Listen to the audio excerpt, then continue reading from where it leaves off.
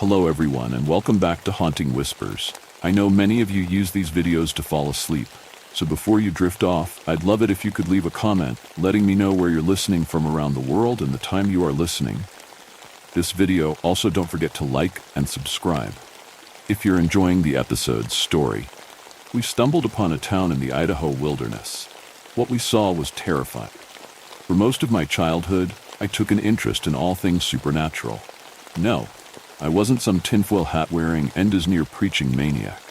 I just enjoyed exploring the wacky cliché theories that get thrown around, UFOs, Bigfoot, top-secret CIA projects, that kind of stuff. I think it was a coping mechanism to make life a little less gray. I come from a small Idaho town in the absolute middle of nowhere. My parents moved to for the lifestyle. The best attractions are the local convenience store and the meth heads that hover outside it. Believing that there were surreal disturbances around us was a good way to not die from boredom. Gave my buddies and I a chance to go out and about, to stoke our imaginations as we hunted down these legends. Our town's traditions of hunting, hiking, and camping became a lot more fun. By the time I turned 21, we had well and truly grown out of it. We still avidly camped and trekked, but with much different motivation. It was now about drinking and fooling around, away from the prying eyes of society. I'd recently bought an off-road pickup truck with my hard-earning savings. Now my weekends consisted of lugging my friends and our camping gear at blistering speeds down the winding dirt roads of Nez Perce Clearwater National Forest. It was just another weekend of hurtling through the forest roads. For one reason or another, most of my friends were out of action or busy, leaving only Max with me to scout the map for potential camping areas.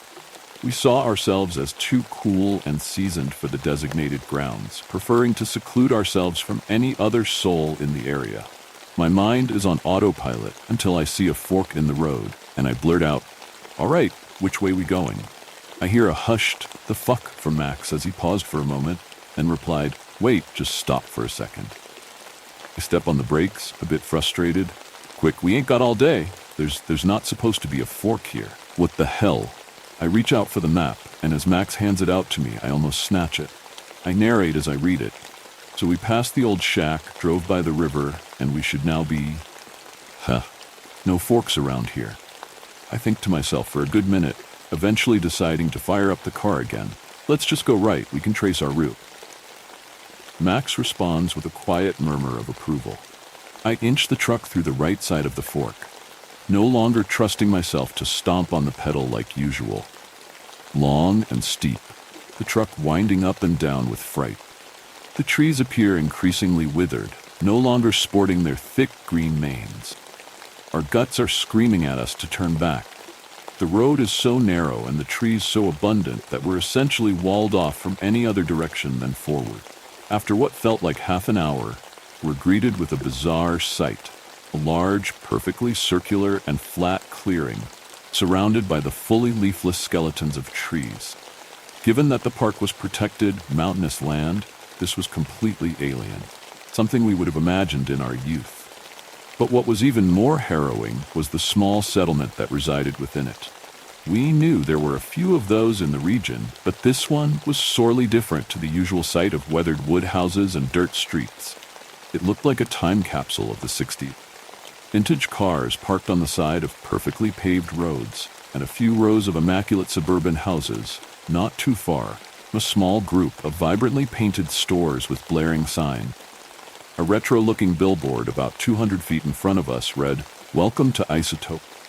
The whole place felt unnaturally wrong, like it had been cut out of a different dimension and pasted here. The fear and suspense is cut through by Max's voice. "There's no fucking Isotope on the map. Where are we?" "You think I know?" "Well, let's at least check it out."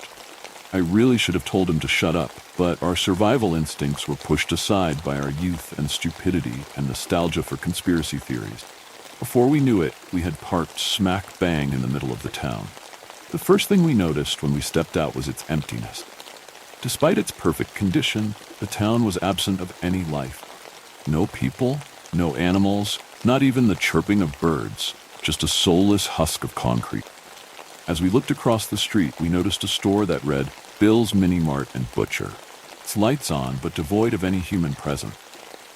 I don't know, maybe we should turn back. I know, Max, but maybe we could explore a bit. Show the boys the cool stories they're missing out on. All right. As we enter the store, I felt a pang of surprise at its pristine condition.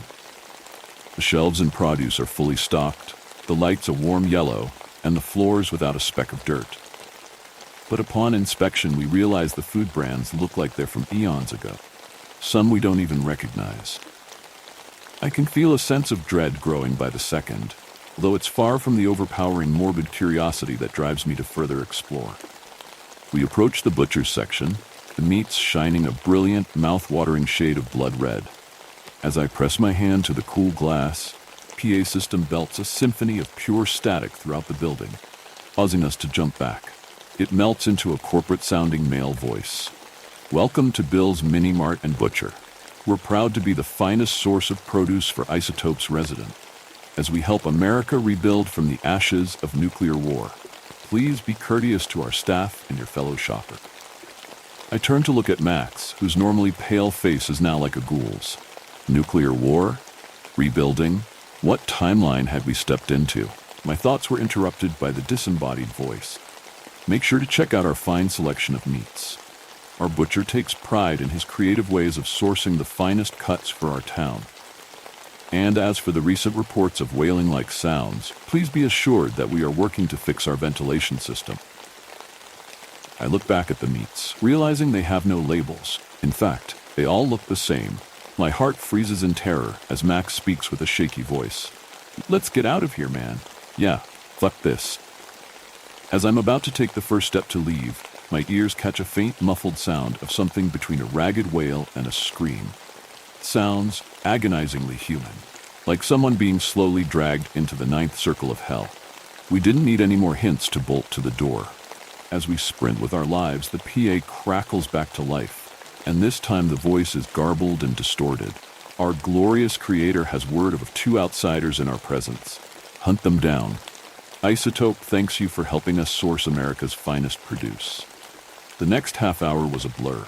All I can really remember was the slamming of car doors, crushing the gas pedal to death, and yanking my steering wheel with more intensity than an F1 driver. By the time Max and I had gone back the way we came, we were on the verge of a full-on breakdown. Our attempts to report things to the park authorities fizzled out on the spot. They had no records of a town called Isotope, and when they checked out the exact route we took, Orc was gone. All we managed to do was make ourselves look insane. But that's not the worst part. I haven't told anyone this, but as we left Isotope, I saw in the corner of my eye a man dressed in all white, wearing a gas mask, and holding what I swore was a cleaver. I thought it was my mind playing tricks at first, but it's been a few days and Max says he started hearing faint, strange noises, something between a wail and a scream. As I'm writing this, I'm booking a flight to move in with some relatives in California. I'm not sticking around to find out what happens to Max or me, but just when I thought the worst was over, something far darker was waiting in the shadows. I don't remember the birth of my son. My wife, Clara, and I have been happily married for 3 years now. College sweethearts that tied the knot as soon as we graduated. We were young, way too young, to reasonably consider trying for a kid. The way things were for fresh graduates, it was already hard enough making ends meet for ourselves, let alone a child. But we were not reasonable. We were crazy head over heels for each other. It was always Clara's dream to be the best mother she could be.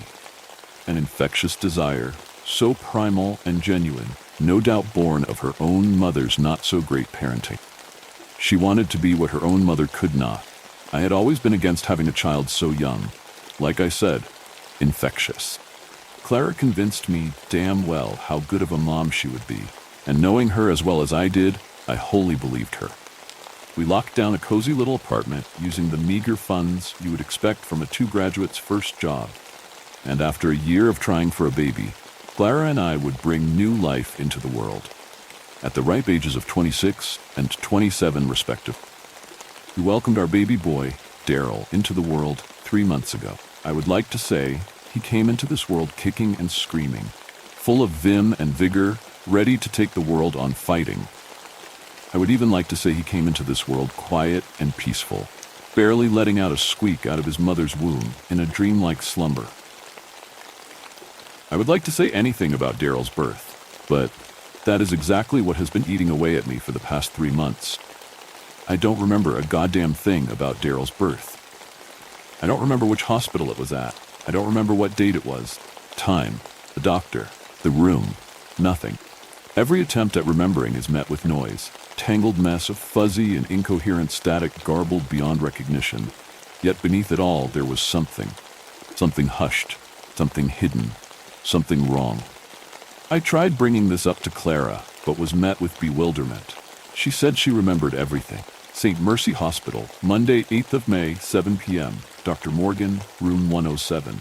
She said it so matter-of-factly and looked almost betrayed at the fact her husband, and now father of her child, did not even remember their own child's birth, especially since, according to her, I was definitely present. I felt like a total asshole. Yet that wrongness had burrowed itself deep into my mind. It became a part of my psyche, and as much as I hate to admit it, over the course of those 3 months, it only grew worse as it festered within me. I couldn't even find Daryl's birth certificate. I followed up at St. Mercy Hospital, asking for a Dr. Morgan that helped birth a Daryl Harrison in room 107 on the 8th of May, 7 p.m. No such record existed, with no birth certificate ever attributed to any Daryl Harrison. And as little Daryl babbled and cooed, cradled in Clara's warm motherly embrace, I could only look at him and feel wrong. Could feel myself withdrawing, like my life coming out of focus. I had to keep up the mask that everything was all right around Clara. This is everything she ever wanted, to be a mother. I never wanted to rip that away from her, ever. Whenever I locked eyes with little Daryl, past all the innocence I could sense something that didn't belong. Some strange foreign glint deep in there. Past the drool, past the dirty diapers, past the food smeared all across his face, there was something I couldn't describe. A secret knowing, presence, a masquerade concealing something else entirely. Yet Clara seemed wholly oblivious, and so I chalked it up to my own paranoia feeding itself in some vicious cycle, validating itself in its conspiracy against what was supposed to be my own flesh and blood. And so I stuffed that feeling down, suppressing it, all for Clara's sake, at least in front of her. Clara and I were quite private people, rarely taking to social media for anything. Our lives were very much just our own, and we were always so busy between our jobs and looking after Daryl to even waste the brain space on having a social media presence. Our communication with even our college friends grew scarce. We all mostly went our own separate ways through life. But we had family, or at least I did. Clara had been long estranged from hers due to her rocky relations with her parents and being an only child. Any other relation was distant. I, however, was very close to my parents and sister. We had our rough patches, as any family does, but we made it through them and ended up all the more closer because of it. I had assumed they had known about Daryl this whole time, but always thought it was strange how they never chose to check in or stop by in the 3 months since Daryl's birth. I'd have expected them to be all over me, wanting to as involved as humanly possible, and the fact they weren't just heightened my suspicion even more. I had considered questioning them before, but it would be strange if your son/brother called asking if you remembered the birth of his own son. No matter how you phrase the question, you would look plain crazy with no two ways about it.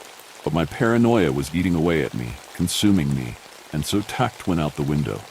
I just needed an answer, no matter how it made me feel. I rung my parents' place, and my mom picked up. "Hey Mom, I was just wondering, do you remember Daryl's birth 3 months ago? The details are a bit fuzzy and..." "Danny dear, what do you mean?" "Daryl, oh, how do I say this?" She was torn up about something. She sounded like she was holding back tears, and I could imagine her hand cupping her mouth to stifle cries as her voice grew muffled and shaky. "Daryl, that was the name you were going to give your child." "Yes, Mom, but going to?" "Dear, you don't seem to... You must have blocked it out. Have you and Clara seen anybody, a psychiatrist or something, since it happened?" "No, Mom. I don't remember a damn thing. What happened?" "He didn't make it, dear." "What?" "Clara had a miscarriage. He died before he was born. In the womb. right before he was due. You were devastated, but Clara, she was gone, lost. The poor thing. Reef would not even come close to describing it, the poor thing. This was 1 year ago, dear. Silence. Silence for what was likely no more than 5 seconds. Felt like an eternity. Daryl was never born. Then what the fuck was in my house? Having its diapers changed and being fed baby mush? Dear? Sorry, Mom, I gotta go. Love you. I rushed to Daryl's. No, whatever was pretending to be my unborn son's room. I twisted the handle and flung the door open. Clara! Clara stood facing the cot, with it cradled in her arms, gently rocking it as she hummed a lullaby as the moonlight shone in through the window, bathing the room in an ethereal, otherworldly glow. She slowly turned to face me, still gently humming a lullaby as it lay dormant in her embrace. Her face, illuminated by the celestial glow of the moon, wore a content smile, her beautiful teeth shining equal parts brilliantly and eerily in the moonlight. Yet her eyes were an abyssal void, void of white. Not even the moonlight reflected in it. Rather, it was absorbed completely. It's like she was entranced by it, and then it turned to face me. Its pale face writhed and contorted in shapes that vaguely resembled human features. Its eyes, black pearls just like Clara's, except within them I felt something profound, ancient, a knowledge beyond the scope of human imagination. I had locked eyes with it for a split second, and I felt as though I had seen another reality, as though they were portals into some other dimension. As its face continued to warp and distort, it began to resemble what I had once known as my baby boy. It began to babble at me, stretching out its tiny hands towards me through the cloth it was swaddled in. Clara, through her resplendent smile and with her abyssal eyes meeting mine now, said, "Come, he wants his daddy." I retreated back through the door, shutting it behind me. I slid down the door as I pressed myself against it as the lullaby continued behind me. This was 1 week ago. I never brought this up to Clara, to anyone. She was so happy to be able to be a mom, and so I kept up the facade of a happy family and continue to keep it up. But whenever I look at it, a terrible feeling washes over me. A knowing that what I'm looking at is not of this world, and it had brainwashed my wife into truly thinking it was her own. I don't know its wants or desires. All I know is that my wife deserves this happiness, even if we may be raising something truly beyond human comprehension. As the shadows fade from one tale, another begins to stir. Your own personal nightmare. Right off the bat, let me inform you that I am a content creator. I won't reveal my identity for obvious reasons, but I will say that I focus on true crime stories. My channel isn't the biggest, but it's definitely not the smallest. My most recent videos have been reaching over 1 million views on a regular basis, which feels utterly crazy to me. I'm incredibly grateful for all the love and attention, especially because I really enjoy what I do, but I'm also incredibly nervous about all of it. Admittedly, for someone who's always researching and talking about scary stuff, I get scared easily. I'm the type of person who jumps at the smallest sound, and when I get creeped out, I start looking over my shoulder and watching every shadow in the dark. Maybe it wasn't the brightest idea for someone like me to start a job where I look at things that scare the shit of me on a daily basis. But this is just the way that I've always been. And recently, I've come to the conclusion that I have good reason to be this way. It started about 1 year ago when I hadn't quite reached 1 million views yet. I got this really concerning comment. This is the internet, so obviously there are going to be hundreds, if not thousands, absolutely absurd comments from people ranging from trolls to spam bots to just plain immaturity. And as someone who focuses on true crime, the nature of these comments can be even worse than usual. I've gotten a lot of comments in the past about how people are living under my floors or saving a spot in their basement for me, or occasionally how I look especially submissive and breedable in this one. So it's safe to say that nothing surprises me anymore. But there was one that crossed the line over from playful to threatening. It was that dreadful sort of moment that I think everybody on the internet, especially those of us with any amount of fame, prayed would never happen to them. Someone posted a comment that revealed the address to my house. I immediately removed it after making note the username and metadata, hoping to God that no one else saw that. It had been posted right as I was scrolling through to read the early comments, so I doubt it was seen by many people. But I know that once it's on the internet, it's there forever. I always knew that something like this was a possibility, but for it to actually happen shook me to my core. In passing, I had imagined what I might do if someone ever put my personal information out there, but I never really thought my imagination would become reality. The comment had no extra details, no extra words, nothing. It was just my address, in full, plain as day, posted on the internet for everyone to see. I don't know if that was more or less comforting than if it had had some sort of context behind it. The context that I did gather just made me feel way worse. The user who had posted it was someone under the name Your Own Personal Nightmare. They had a default icon, default banner, and no videos of their own. Their profile was over 10 years old, and it was completely blank except for one public playlist, which was titled Sleep. In this playlist was every single video you could find on YouTube with me in it.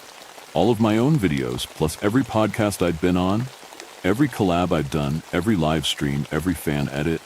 If the video featured my face and my name, it was in that playlist. I know I have fans who love me, and some people fall asleep to my videos, but this was something so much more intense. I scrolled for a long time before giving up. I'm not sure what I was looking for. They all met the same criteria. The playlist had well over 2,000 videos. It was hundreds upon thousands of videos of just me. I would have posted the link to it here to see if someone could look through it for me, but it's gone now. After I deleted that comment, I contacted the police. I know the local police force probably wasn't the best choice, but I didn't know who else to call. I told them how someone had put my address online, and the woman on the other line told me there wasn't much more they could do now that I deleted it, that it was more of an internal issue with YouTube, but she would at least talk to the detective unit and see if one of them was interested in looking into it. By the time a detective had gotten back to me a few days later, the whole channel was gone. I mean, completely gone. After getting the detective up to speed, I went to share the link to this person's profile with him and found that the link now went to an error page I had never seen before that just said, "This user does not exist." I even tried looking it up on the Wayback Machine, especially since their profile was well over a decade old, and it came up with nothing. When I told the detective this, he said they probably got banned and bet that I wasn't the only one whose address they were sharing around. This made perfect sense to me, but something still just felt off about the whole thing. He told me that if it makes me feel any better, he would look into it and try to find more information, but he couldn't make any promises. Typical. He gave me his extension and told me to call him in case anything happened. Several months went by and nothing happened. The profile was still gone, and the detective never did find anything else. Since my channel was getting bigger, I hired a moderator team to keep track of comments for me, and they do a really good job. But no more concerning comments have come up, unless you count shitposting and spam as concerning. I figured it was just one of those things, one of the consequences of putting yourself out there. I figured that the detective was probably right. It was probably just some punk who decided to dox a bunch of people, and then they were either banned or just decided to quit, for reasons I would never know. It's not uncommon at all for people to just abandon things on the internet, out of nowhere, with no explanation, as eerie as it may seem. I would never know what happened, and as long as it didn't happen again, I would be okay with that. The whole thing would just fade into obscurity, and I would start to settle back into my life, finally putting it behind me, finally feeling safe and secure in my own home once more. Then, just a few weeks ago, I got a strange email. After publishing a video that I had worked very long and hard on, I spent the following day looking over emails sent to my business inbox.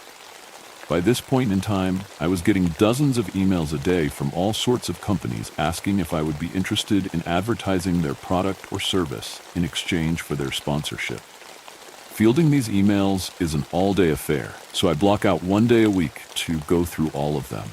By the time I'm done, I can see nothing but huge blocks of text every time I close my eyes. It's an incredibly monotonous task, wading through mountains of mail that are all pretty much the same. On that day, I was looking through that week's inbox and clicked on one email that looked just about the same as all the others. Subject line, "Can I count on your support?" Dear, my name. I'm writing you concerning a sponsorship opportunity with Yosemite Parks Network. We are excited to announce Arnan Igor.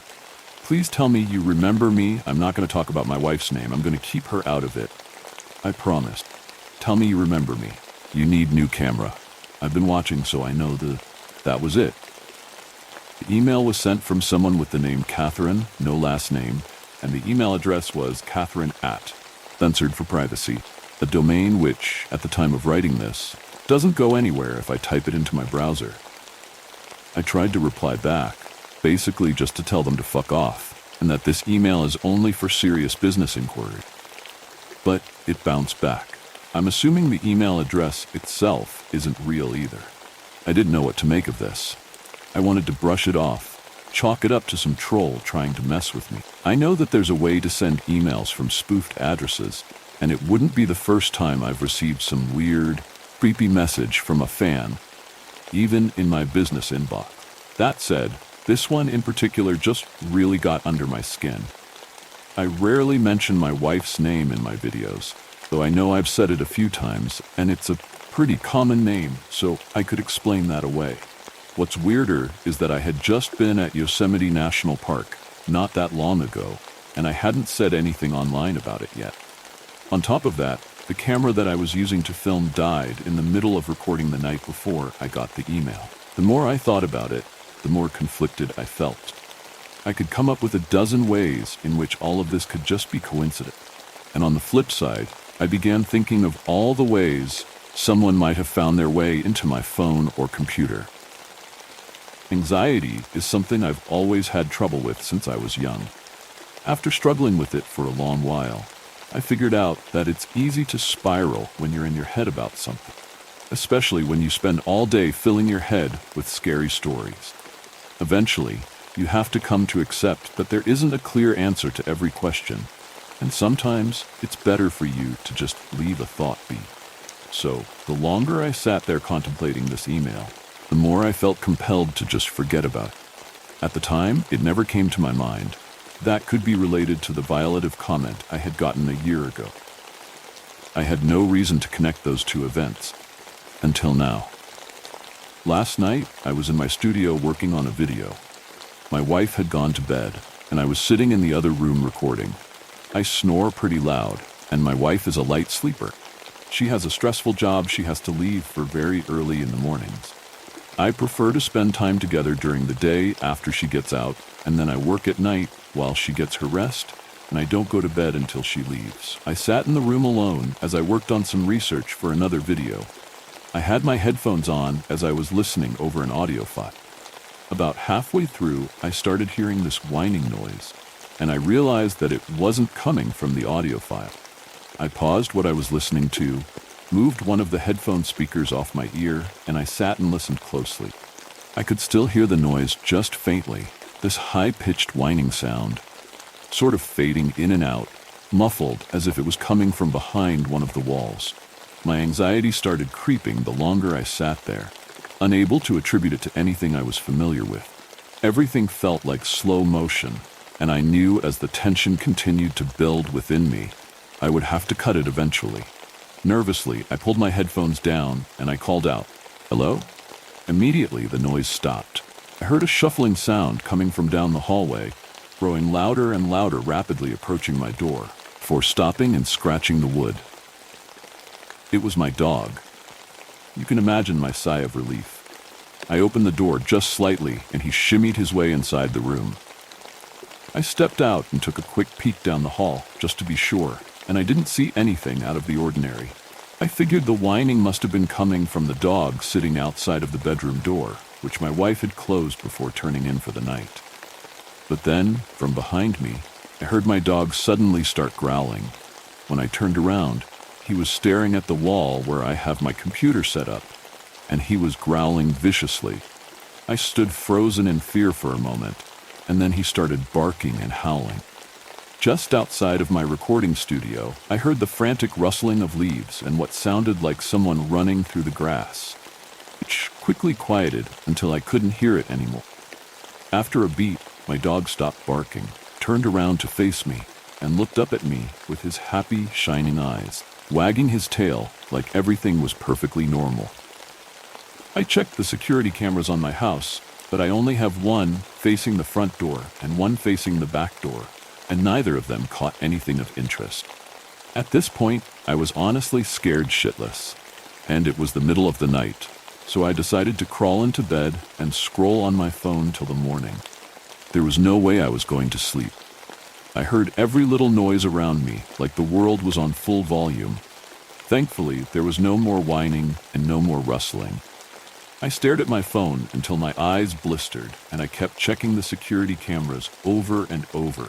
When the sun finally came up, and I could hear the hustle and bustle of daily life coming from the neighborhood, I decided I felt safe enough to step out and walk around to see if there was any evidence of what I had heard last night. I hoped, however fruitlessly, that I had just imagined the whole thing. I took my dog with me for extra measure. He needed to go out for his morning walk anyways. I walked around the perimeter of my house, and sure enough, the bushes just outside of my recording studio were a mess. There were scattered leaves all over the ground, and the flower bed had been stomped on. My dog ran up to the bush and started sniffing around like crazy. Then he lifted his leg and watered the smushed flowers. I stood there with him while he did his business, and I found myself just staring at the scene in front of me. Someone had been right outside of my house. Were they watching me? Waiting for me? Why? As I continued to stare down the brick wall before me, the sun shone right on it. With a passing glint of sunlight hitting just the right spot, I noticed something just barely visible, hiding beneath the bush line. This was where everything all came together. Written in yellow chalk against white brick were the words, "Tell me you remember me, your own personal nightmare." But the night is far from over. Our next story is just waiting in the dark. The Tooth Fairy isn't what you think. Series I began dental assisting nearly 4 years ago.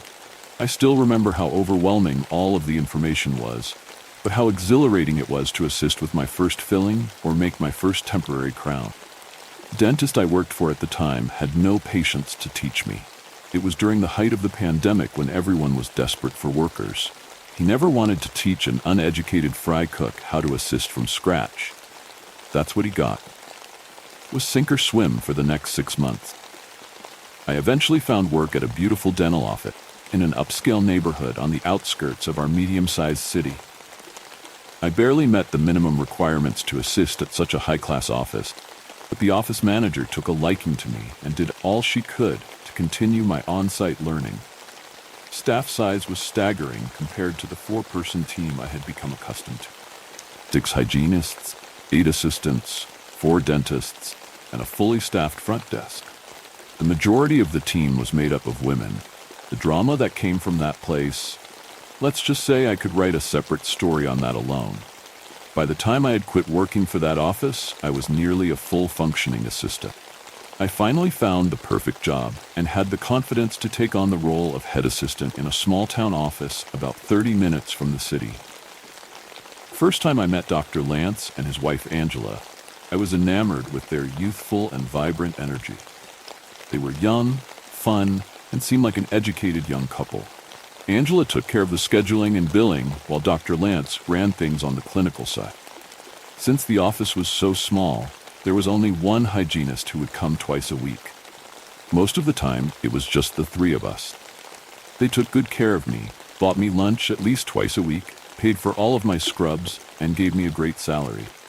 The only thing that ever got under my skin was the corny dad jokes Dr. Lance would subject our patients to when their mouths were full of instruments and ham. I figured if that was the worst of my worries, I'd be happy here for a long time. But things changed after about 1.5 years. At first, it was subtle. Dr. Lance would come to work with bags under his eyes, a stark contrast to his usual morning person attitude. His hair, which he used to gel every morning without fail, often looked as if he'd forgotten to brush it. I thought it might be due to lack of sleep, or maybe some tension between him and Angela. Either way, I didn't think it was any of my business. However, as weeks passed, things worsened. Dr. Lance started nodding off during our morning meetings. I decided to ask Angela what was going on. "Angela," I said in a low voice as I leaned over the side of her desk, "is Doc doing okay?" As soon as I finished the sentence, her gaze shot over to me from whatever she had been so concentrated on only seconds before.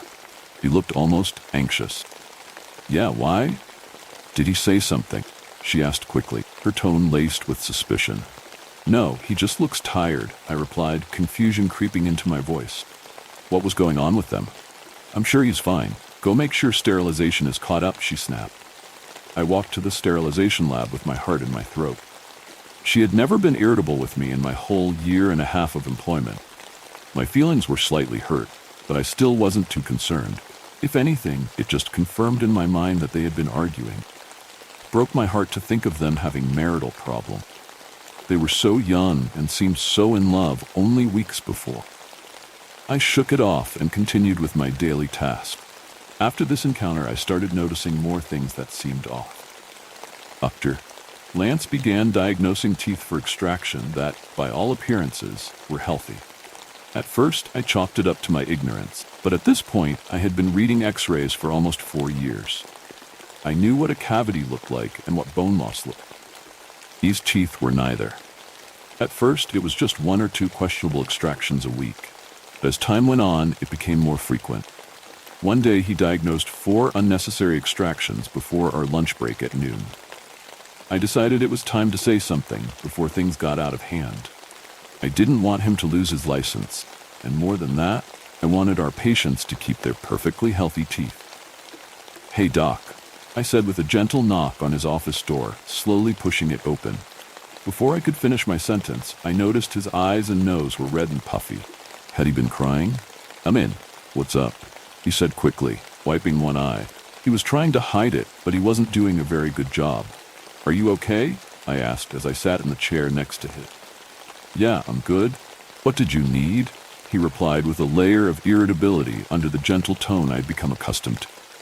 It felt like a bad time to bring up the subject, but I guessed there would never be a good time to tell a doctor they were wrong.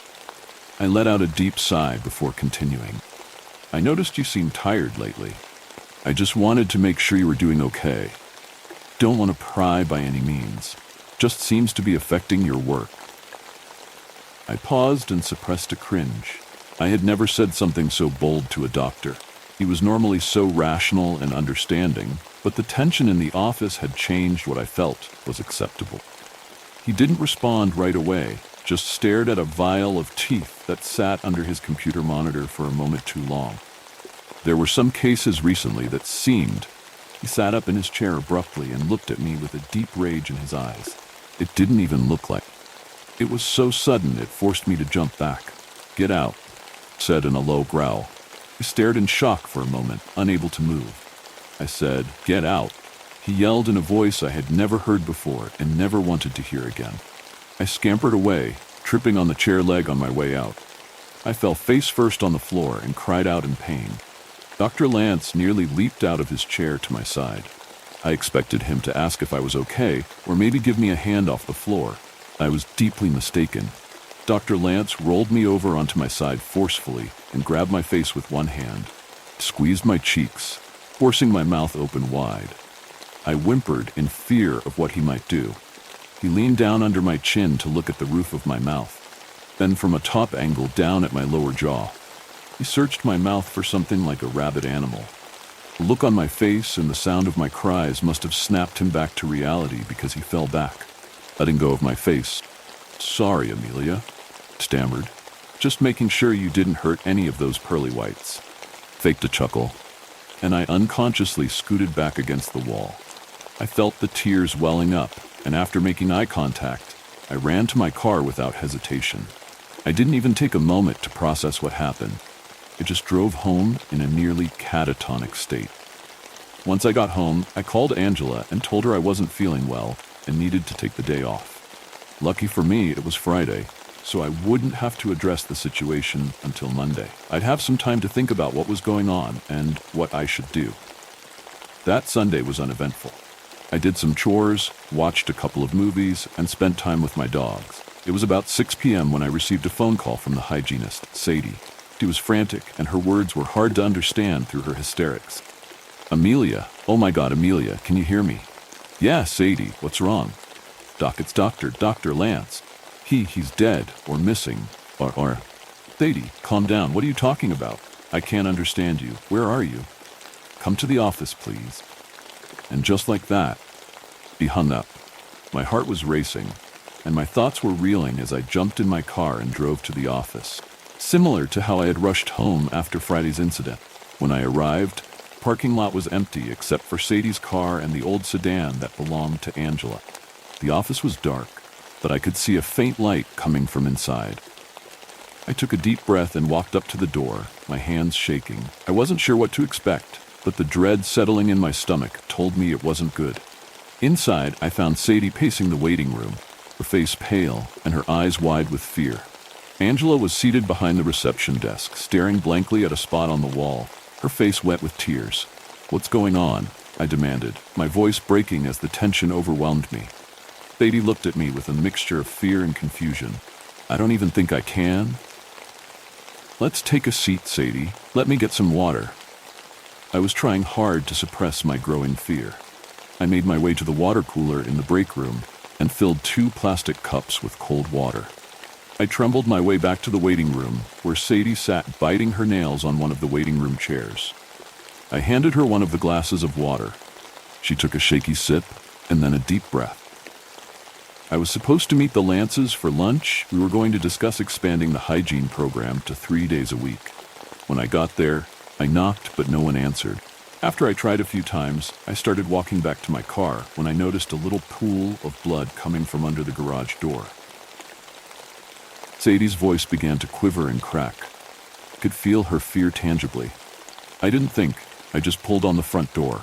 It was unlocked, so I ran to the garage from the inside and, oh God, Amelia, began to cry once more as she put her face in her hands. It's all right, Sadie. Take your time, I said as I placed a comforting hand on her shoulder. I was never good at comforting a crying person, but I tried my best. She wiped her tears and took another sip of water. There were little blood spatters and pools littered all over the garage. At least 4 pairs of bloody pliers I counted on the floor, but I didn't see anyone. There was a rope hanging from the rafters, a noose. There was no one in it. The chair was even knocked over under it like someone had really done it. There was blood on the rope and everything. It was terrible, so terrible. Amelia, something bad happened. She continued sobbing as I sat in disbelief. Sadie, did you call the police? I asked quickly. Of course, child. I was with them all afternoon. They asked me so many questions, I couldn't think straight when I left there. Their home looks like a goddamn haunted house with all the crime scene tape. I never thought I'd see something like this, Amelia. As she continued her endless sobbing, I comforted her with a hug. Normally I'd sit uncomfortably while the grieving person did their thing, but in this moment, I needed that hug just as much as she did. I cried with her in all of my confusion, fear, and stress. I hoped the following days would bring answers. I hoped this was a terrible misunderstanding, but I should have known better. I didn't get much sleep that night. I sat up, my mind racing with endless questions. What could it all mean? Where was his body? Could he still be alive? Was this some terrible joke? And where was Angela? If it was murder, why the noose? The thoughts swirled in my head, loud and unrelenting. Little did I know, some of these questions would soon be answered. The next morning, I woke up feeling like I had been run over. No one had contacted me about work, but I decided to go in, just in case someone was expecting me. When I arrived, I tried the front door, but it was locked. I headed to the back and used my key to get in. I set my bag on the break room table and quietly walked around the office, going room by room. I didn't hear or see anyone, but something felt wrong. The air was thick and heavy, and the entire place seemed different. I told myself it was probably just the aftermath of last night's events. When I reached Dr. Lance's office, I slowly opened the door. I half expected to see him sitting there with a smile, asking about my weekend. If I hadn't been so frightened of him after Friday, I might have even wished to confide in him about his own disappearance. But the office was as empty as I had expected. As I scanned the room, something caught my eye on the corner of his desk. I stepped closer for a better look, and my brain struggled to make sense of the grisly sight in front of me. It was a canine tooth crossed under a lateral, with a molar perched on top. The roots of the molar wrapped around the single-rooted teeth, acting as a sort of clamp. They were still bloody, blood looking dried but not completely, still holding on to its red hue. I stared at it, unsure of what to do. I decided to run to the nearest operatory to put on gloves. Grabbing a sterile pouch from the lab, I carefully placed the strange tooth formation inside. I examined it for a few moments before sliding it into my pocket. I searched the room for any other signs of something unusual, but nothing else seemed out of place. The only thing missing was the small vial of teeth Dr. Lance had been staring at before he lashed out at me. I wondered if it meant anything, but decided to bring the evidence to the police and give them any information they might need. As I turned to leave the room, I nearly collided with Angela, who was standing silently behind me. I screamed, jumping out of my skin. Once I realized who it was, I bent over, trying to catch my breath. "Jesus, Angela, you scared me half to death. I didn't think you'd be coming to work today." I waited for a response, but she stared blankly at the corner of the desk. "Angela, are you all right?" I asked, growing concerned. "What were you doing in here?" she asked, her voice flat and devoid of emotion. My face grew pale. Not this again, I thought. This strange energy was getting out of hand, and I felt like a frightened animal backed into a corner. "Nothing. You have no reason to be in here. Get out," he said, voice lifeless. I completely understood, considering what had just happened to her husband. I nodded and slipped out of the room without protest. As I rushed back to the break room, a shiver ran down my spine.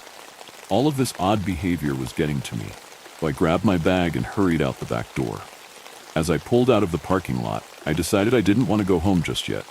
There was so much going through my mind, and I needed to clear my head with a nice long drive. I drove around the familiar streets and back roads of the town for about 45 minutes, lost in thought. Eventually, I decided to drive past the Lance's home, just to see if what Sadie had described was exaggerated or not. I had only visited their white picket-fenced home once before.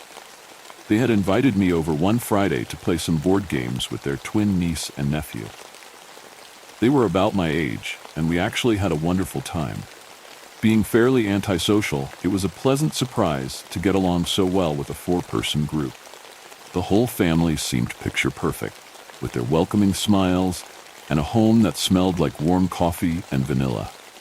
As I reminisced, I turned the corner onto their street, and my eyes were immediately drawn to the end of it.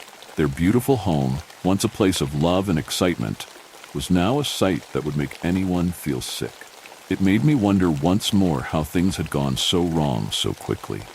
Crime scene tape covered the closed garage door, front door, and acted as a fence around the whole yard. It was completely void of life, and the beautiful flowers that once lined the walkway were shriveled and dried. I slowly drove to the end of the street and parked my car in front of the neighbor's house for a moment. My nose began to sting as tears welled up again. A single tear rolled down my cheek. But before I could really cry, I noticed one of the blinds in the upstairs windows being pulled down as if someone was trying to peek out without being seen. My emotions quickly shifted to laser focus. I couldn't make out any person, and for a moment, I thought maybe the blinds were just broken. Always looked like. As soon as the thought crossed my mind, I received a text. I glanced down at my phone and saw text message, "Angela." I didn't open it right away, but looked back up at the window. The blinds were back in their original shape, as if nothing had ever been out of place. My heart stopped, and I sucked in a barely audible gasp before quickly shifting my car back into drive. I didn't want to stick around to see who or what was watching me. I whipped out of that neighborhood like a bat out of hell and decided it was time to go home. As soon as I got home, I sank into the couch and turned on the TV. Angela's text was still waiting on my phone. I let Face ID unlock it so I could see the preview.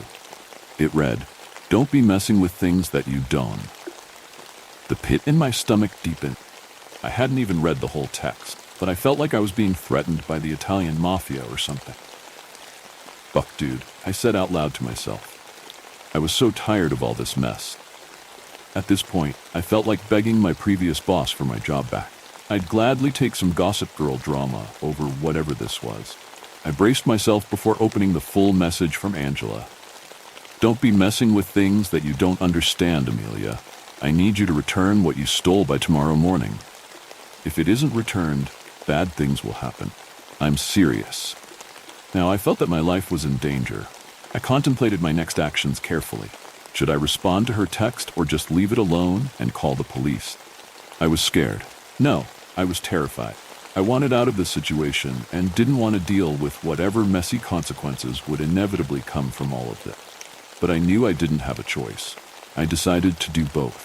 I quickly typed back, "You're really scaring me, Angela," and hit send. I decided I would visit the police department first thing tomorrow morning. I'd bring them the odd tooth formation I found and show them the creepy text I received from Angela. I was beginning to think Angela played a big part in whatever happened to Dr. Lance. I got up and made sure all of my doors and windows were locked, just in case I really was in danger. I didn't fully believe Angela's threat, but I didn't want to take any chances either. As I made my way to the kitchen to make myself a light lunch, my phone chimed again. Text message, Angela. This time I immediately opened it. "This is much bigger than both of us. I'm warning you because I care about you. Do as I say, Amelia, or you will regret it." I nearly dropped my phone. What the hell was she talking about? I decided it was time to turn my phone on Do Not Disturb. This was all too messy and too much for my brain to wrap around. I made myself a PB&J and turned on YouTube. I watched moist, critical police chase videos and crocheted until the sun went down. It worked. I managed to wash my brain of the issue that had been haunting me, even if it was only temporary. Around 9:30, I took my dogs out and herded them into their kennels. Most nights, I let them sleep in my bed, but tonight, I wanted them to stay in the living room so that if anyone tried to break in, they would alert me. I brought my katana, which normally hung on the wall for decoration, into the bedroom with me. I set it on the floor next to my bed and wrapped myself up in the comforter.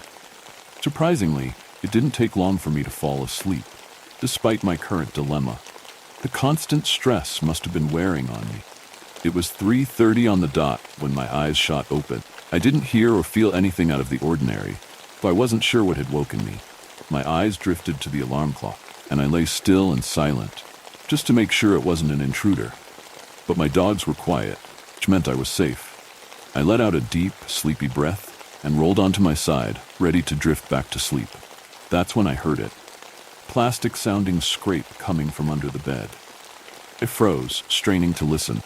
The floors were real wood, so I thought maybe one of the dog balls was rolling around with a draft, something that happened from time to time. But what I heard next was unmistakably horrifying.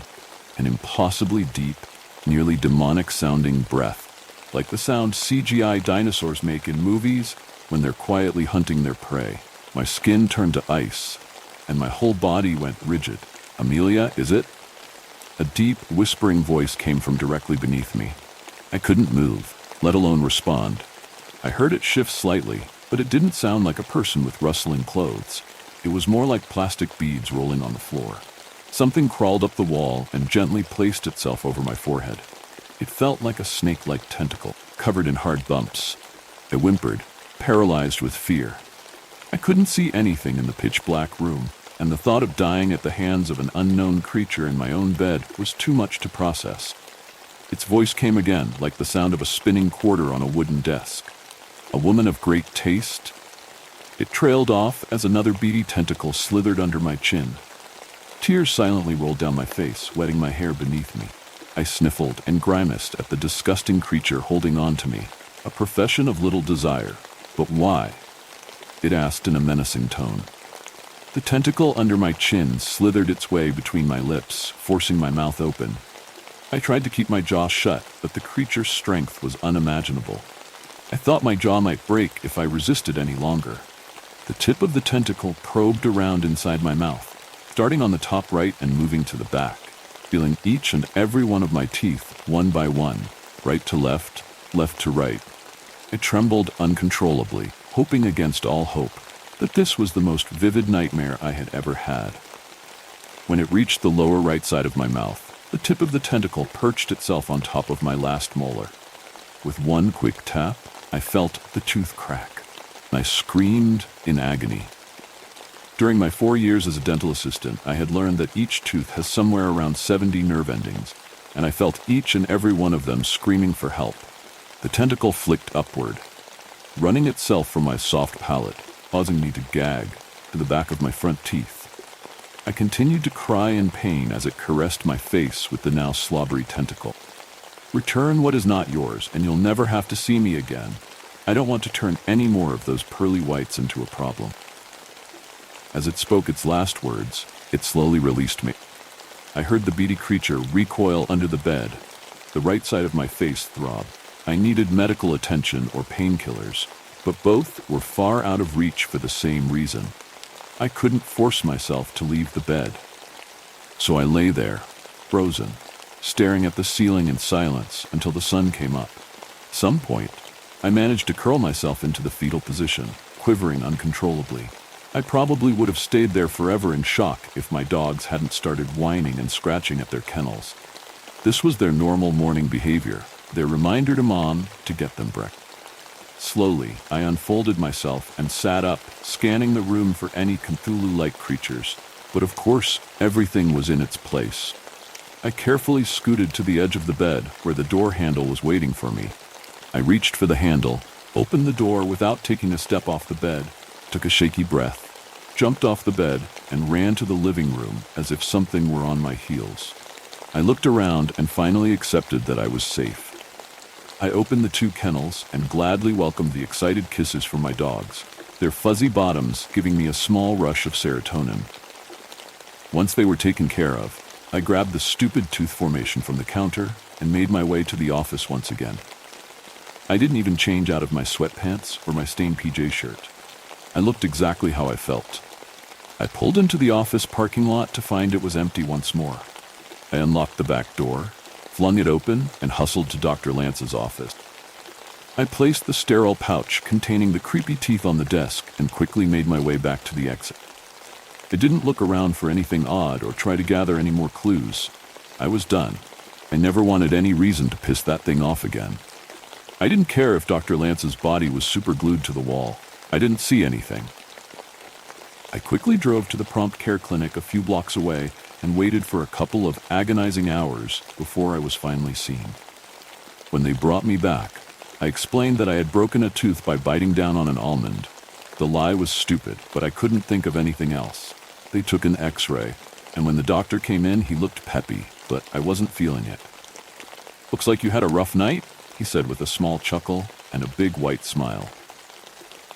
"Yeah," I grumbled, trying not to act like a total jerk. "I was looking over your chart and X-rays. You bit down on an almond?" he asked, as if it were unbelievable.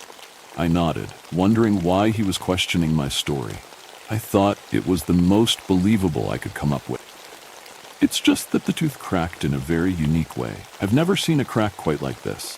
I'm no dentist, but we do get our fair share of tooth infections and fractures on the weekends."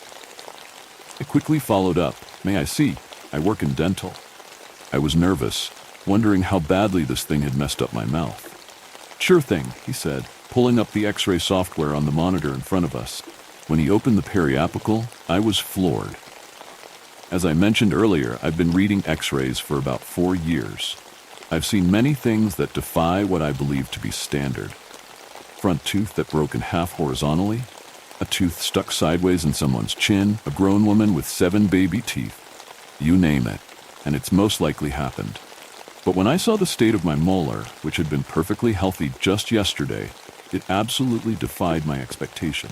The tooth had a large abscess at both root tips, at least 3 large cavities, and the crown had been split into 4 pieces, divided by the roots. The cracks visible in the X-ray were so large that we didn't need a specialist to locate them. "Jesus Christ," I finally managed to say. "My thoughts exactly. But it looks like this tooth has been a silent problem for many years." Let's get you some antibiotics for that abscess, and then you should see your dentist as soon as possible. Okay, thanks, I muttered, unable to take my eyes off the screen. I didn't blame him for thinking this had been an ongoing problem. If I had seen this in someone else, I would have said the same thing.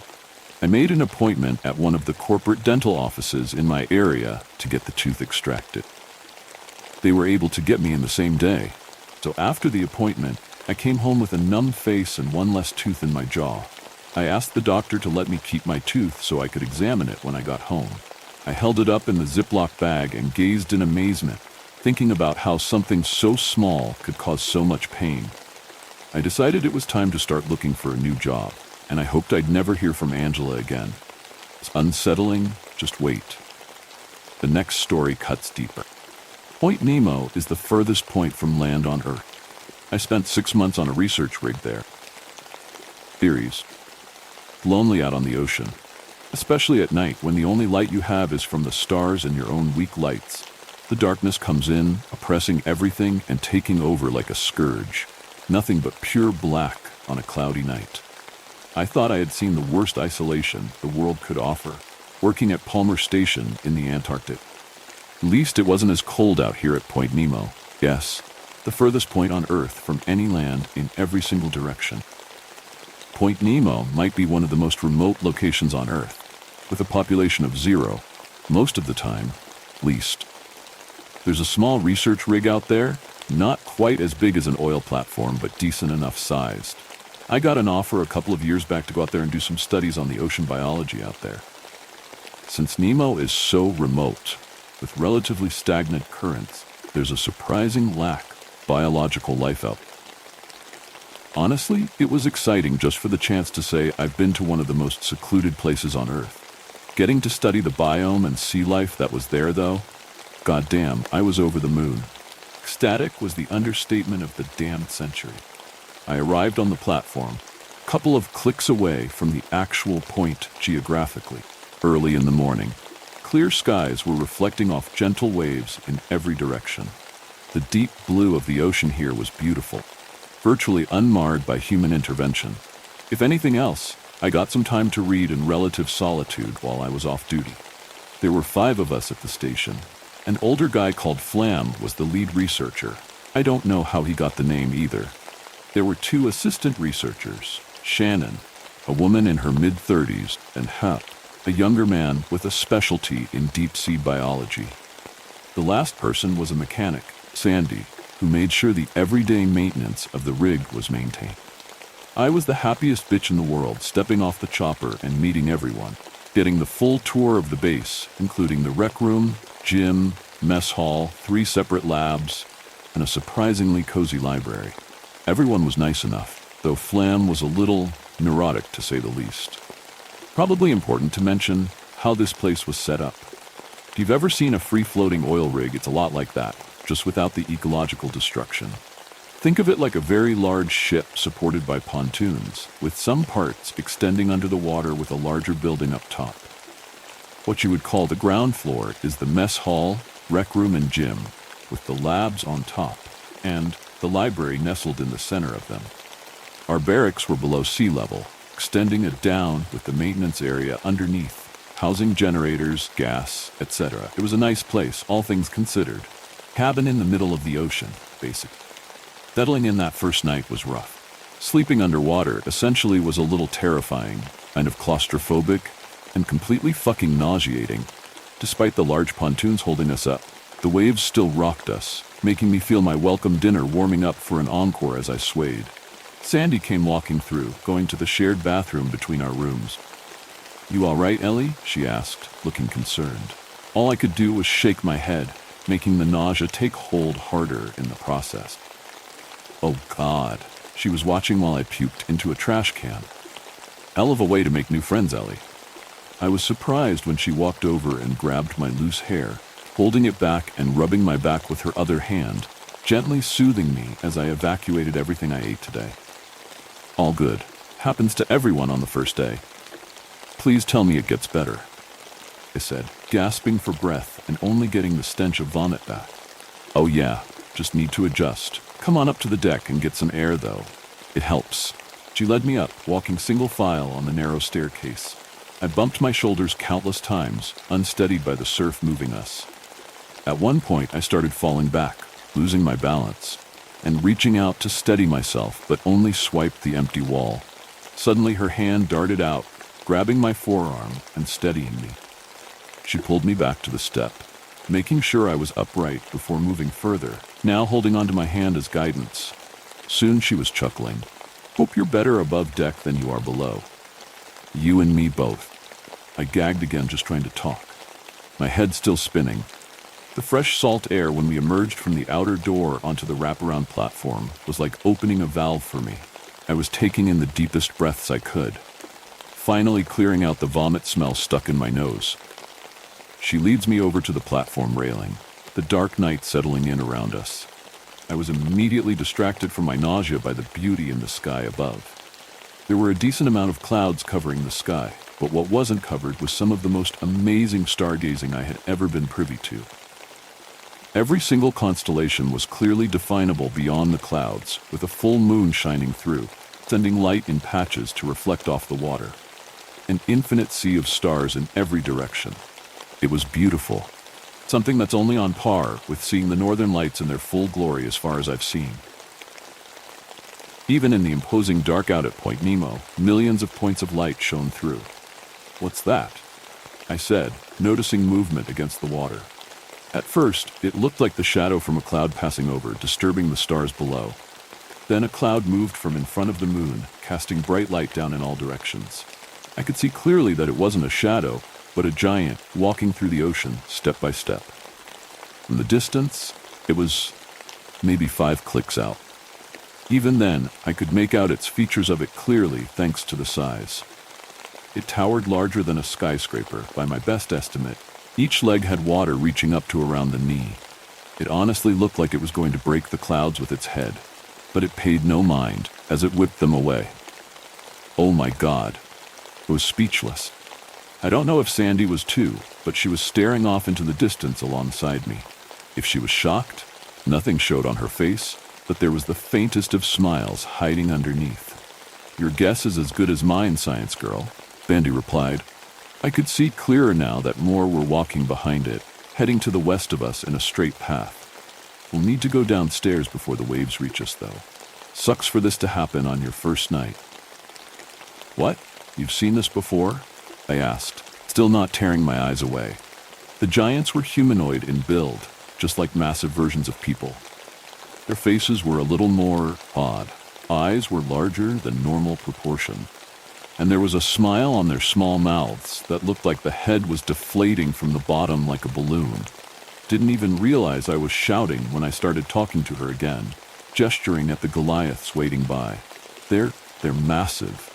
How is something this big physically possible? This completely disregards every single law of physics. "I just run the machines," she shouted back. "Come on, let's go inside before we get completely soaked." Oh God. Now I could see what she meant. Every step they took was sending waves our way, crashing into each other as Ramblin' Gates tried to overtake each other. Sea foam was high in the air, and at one point while backing up to the door, I swear I felt the water spray from overhead like a spring shower. One of them turned, looking directly at me. I swear my heart stopped, breath catching as I caught a full view of the face. I was frozen, paralyzed that it was going to come for me now. Just pick me up and pop me in its mouth like a damn snack before dinner. The deflated smile just kept on, now widening to show toothless gums. I could hear Sandy behind me, yelling to come with her and that we were in danger, but I couldn't break eye contact with the giant. Something ancient was holding me in place, frozen and waiting to be devoured. Then Sandy pulled me back, still trembling at the behemoths as they walked away to whatever strange destination would host them. The door was barely closed, but I could still see the one who was looking at me as it turned to follow the others, massive waves sloshing our way as it came. Suddenly, Sandy braced her and me both against the wall, holding on. "Ah, that's forward," I said, now looking her right in the eye as my hands pressed into the narrow wall behind her. I was still trembling, elbows refusing to stay still as I pushed against the wall harder.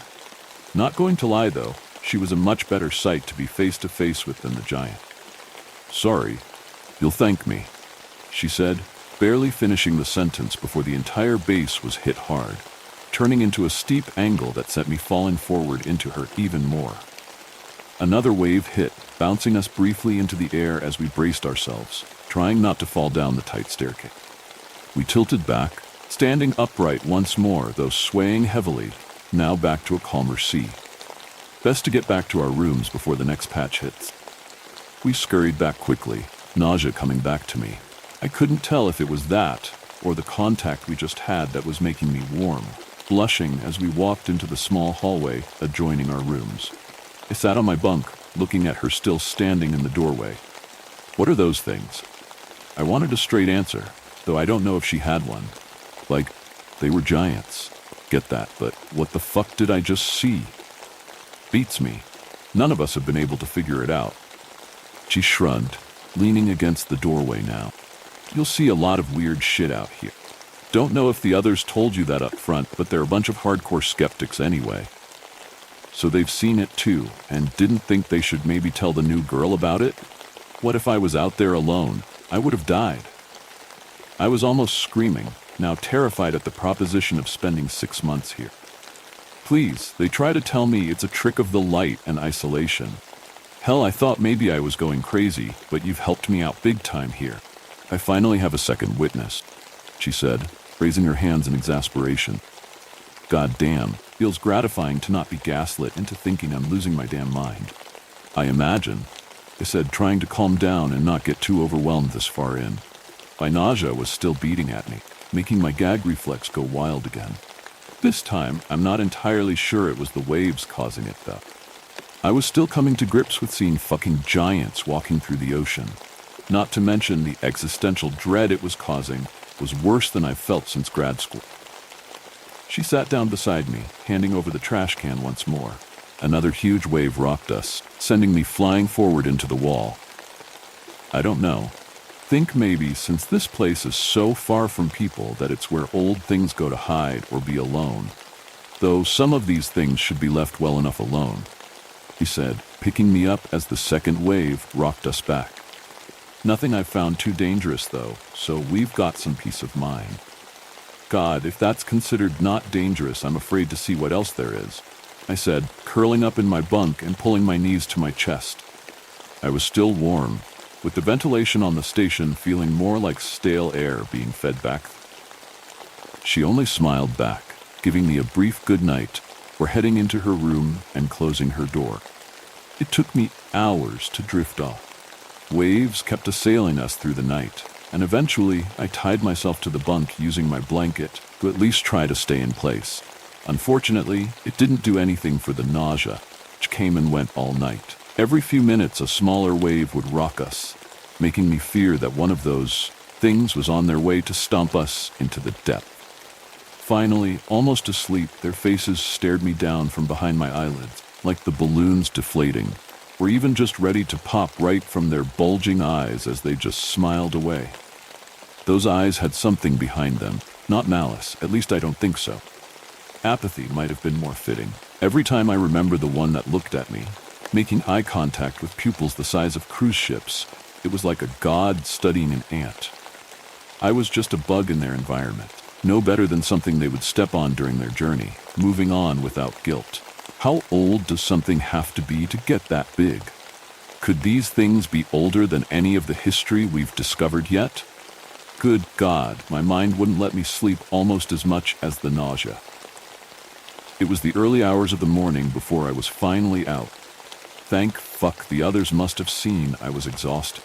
Though only Sandy knew it wasn't just because of the waves. When I got up the next morning, still groggy as hell and searching desperately for the coffee pot, I noticed we had portholes along the outer walls of the living quarters.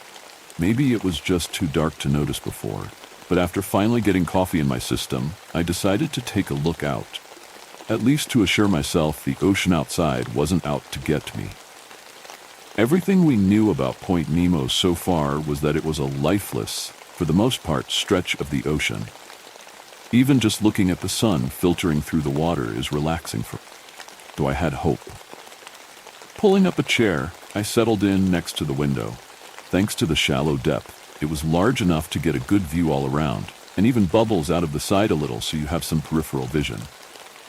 Small strands of sunlight piercing the surface finally gave me some soothing relaxation setting in.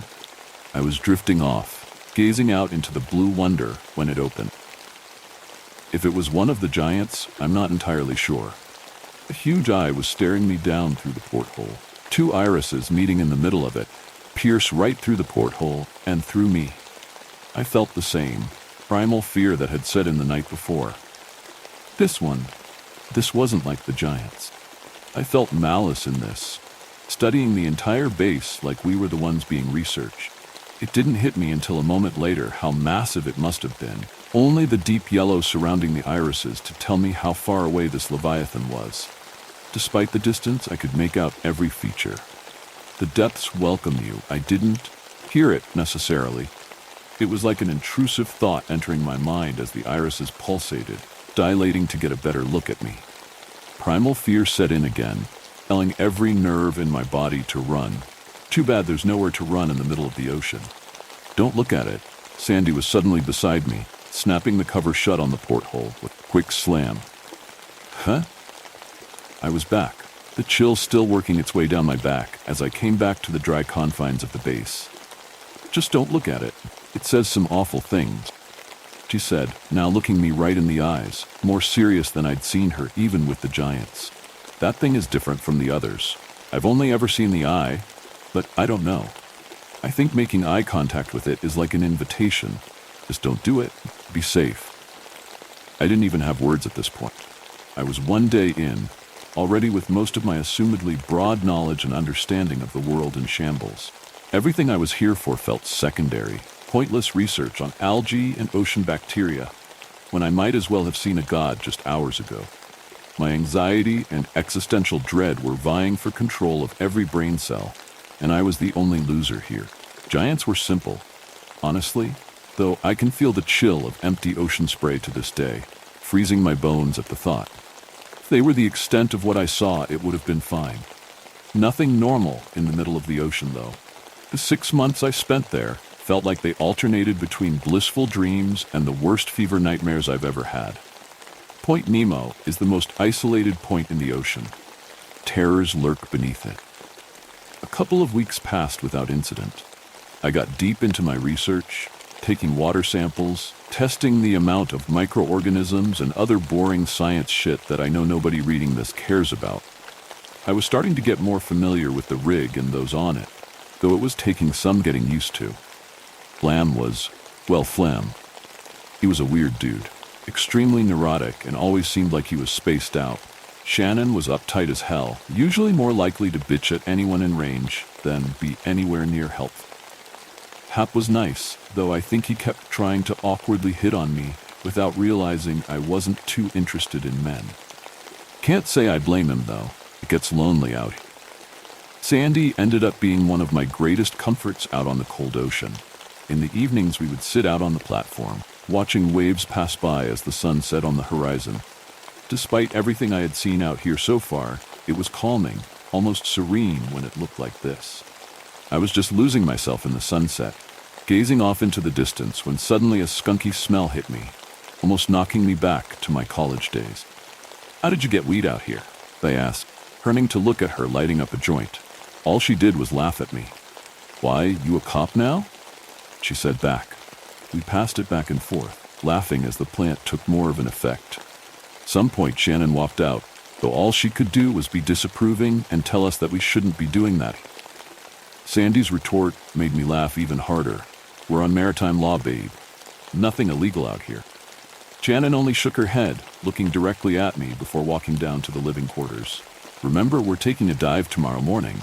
I don't want you fucked up when we go down." I saluted, giving a stiff eye cap, and she walked off in a huff. "Nervous about going down there?"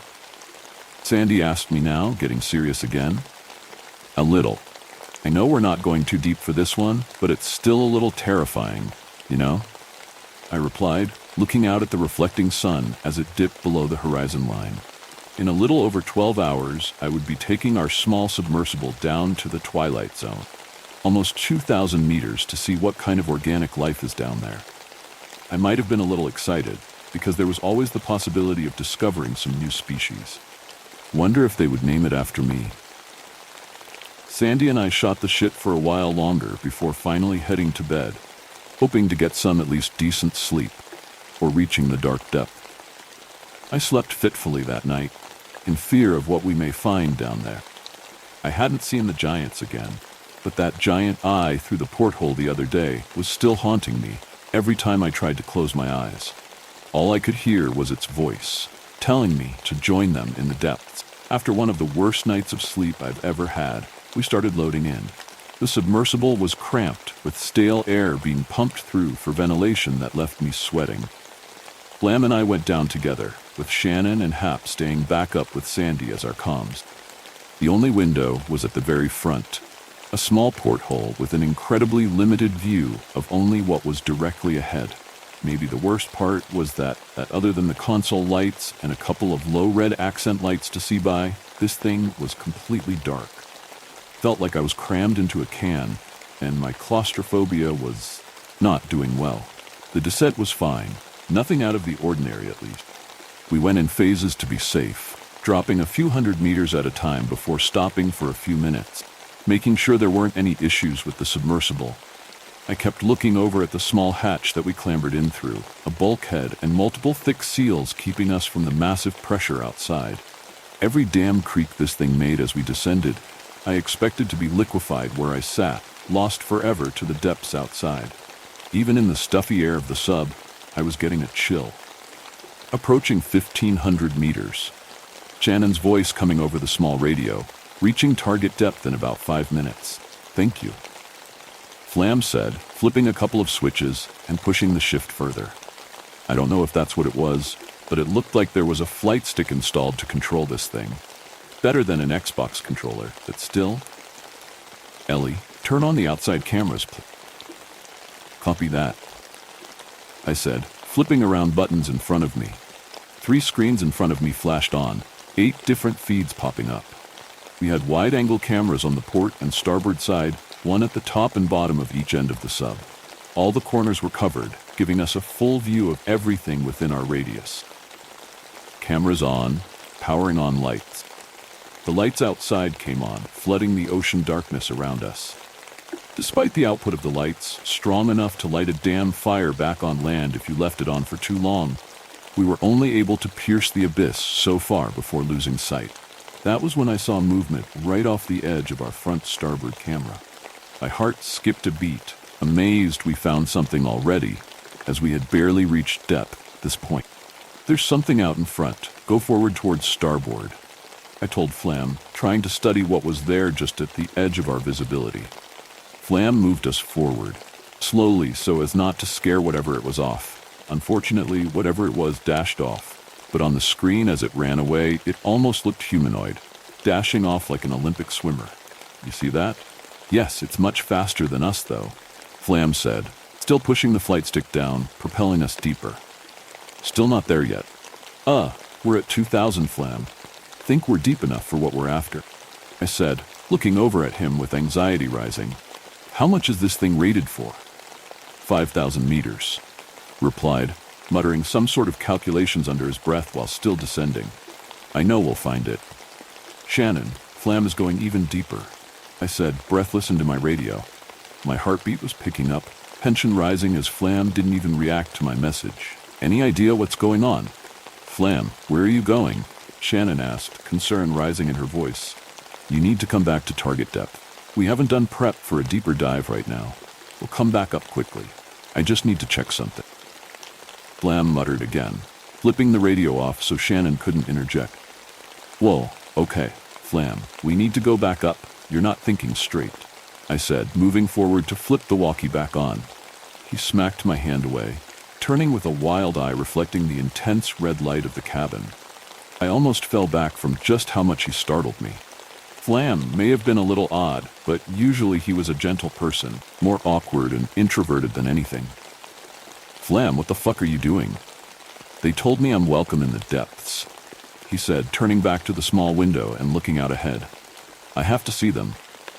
Okay, that's not a good idea, man. Come on, you take monitors. I'll take pilot. Let's switch, I said, moving to take the console. I felt a sharp pain in my arm, looking over to see he had stabbed me with a lab scalpel he had smuggled on board.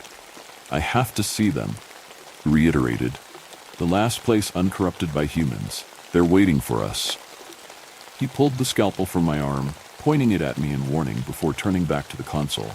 I fell back to the floor, clutching the wound and trying to stem the bleeding.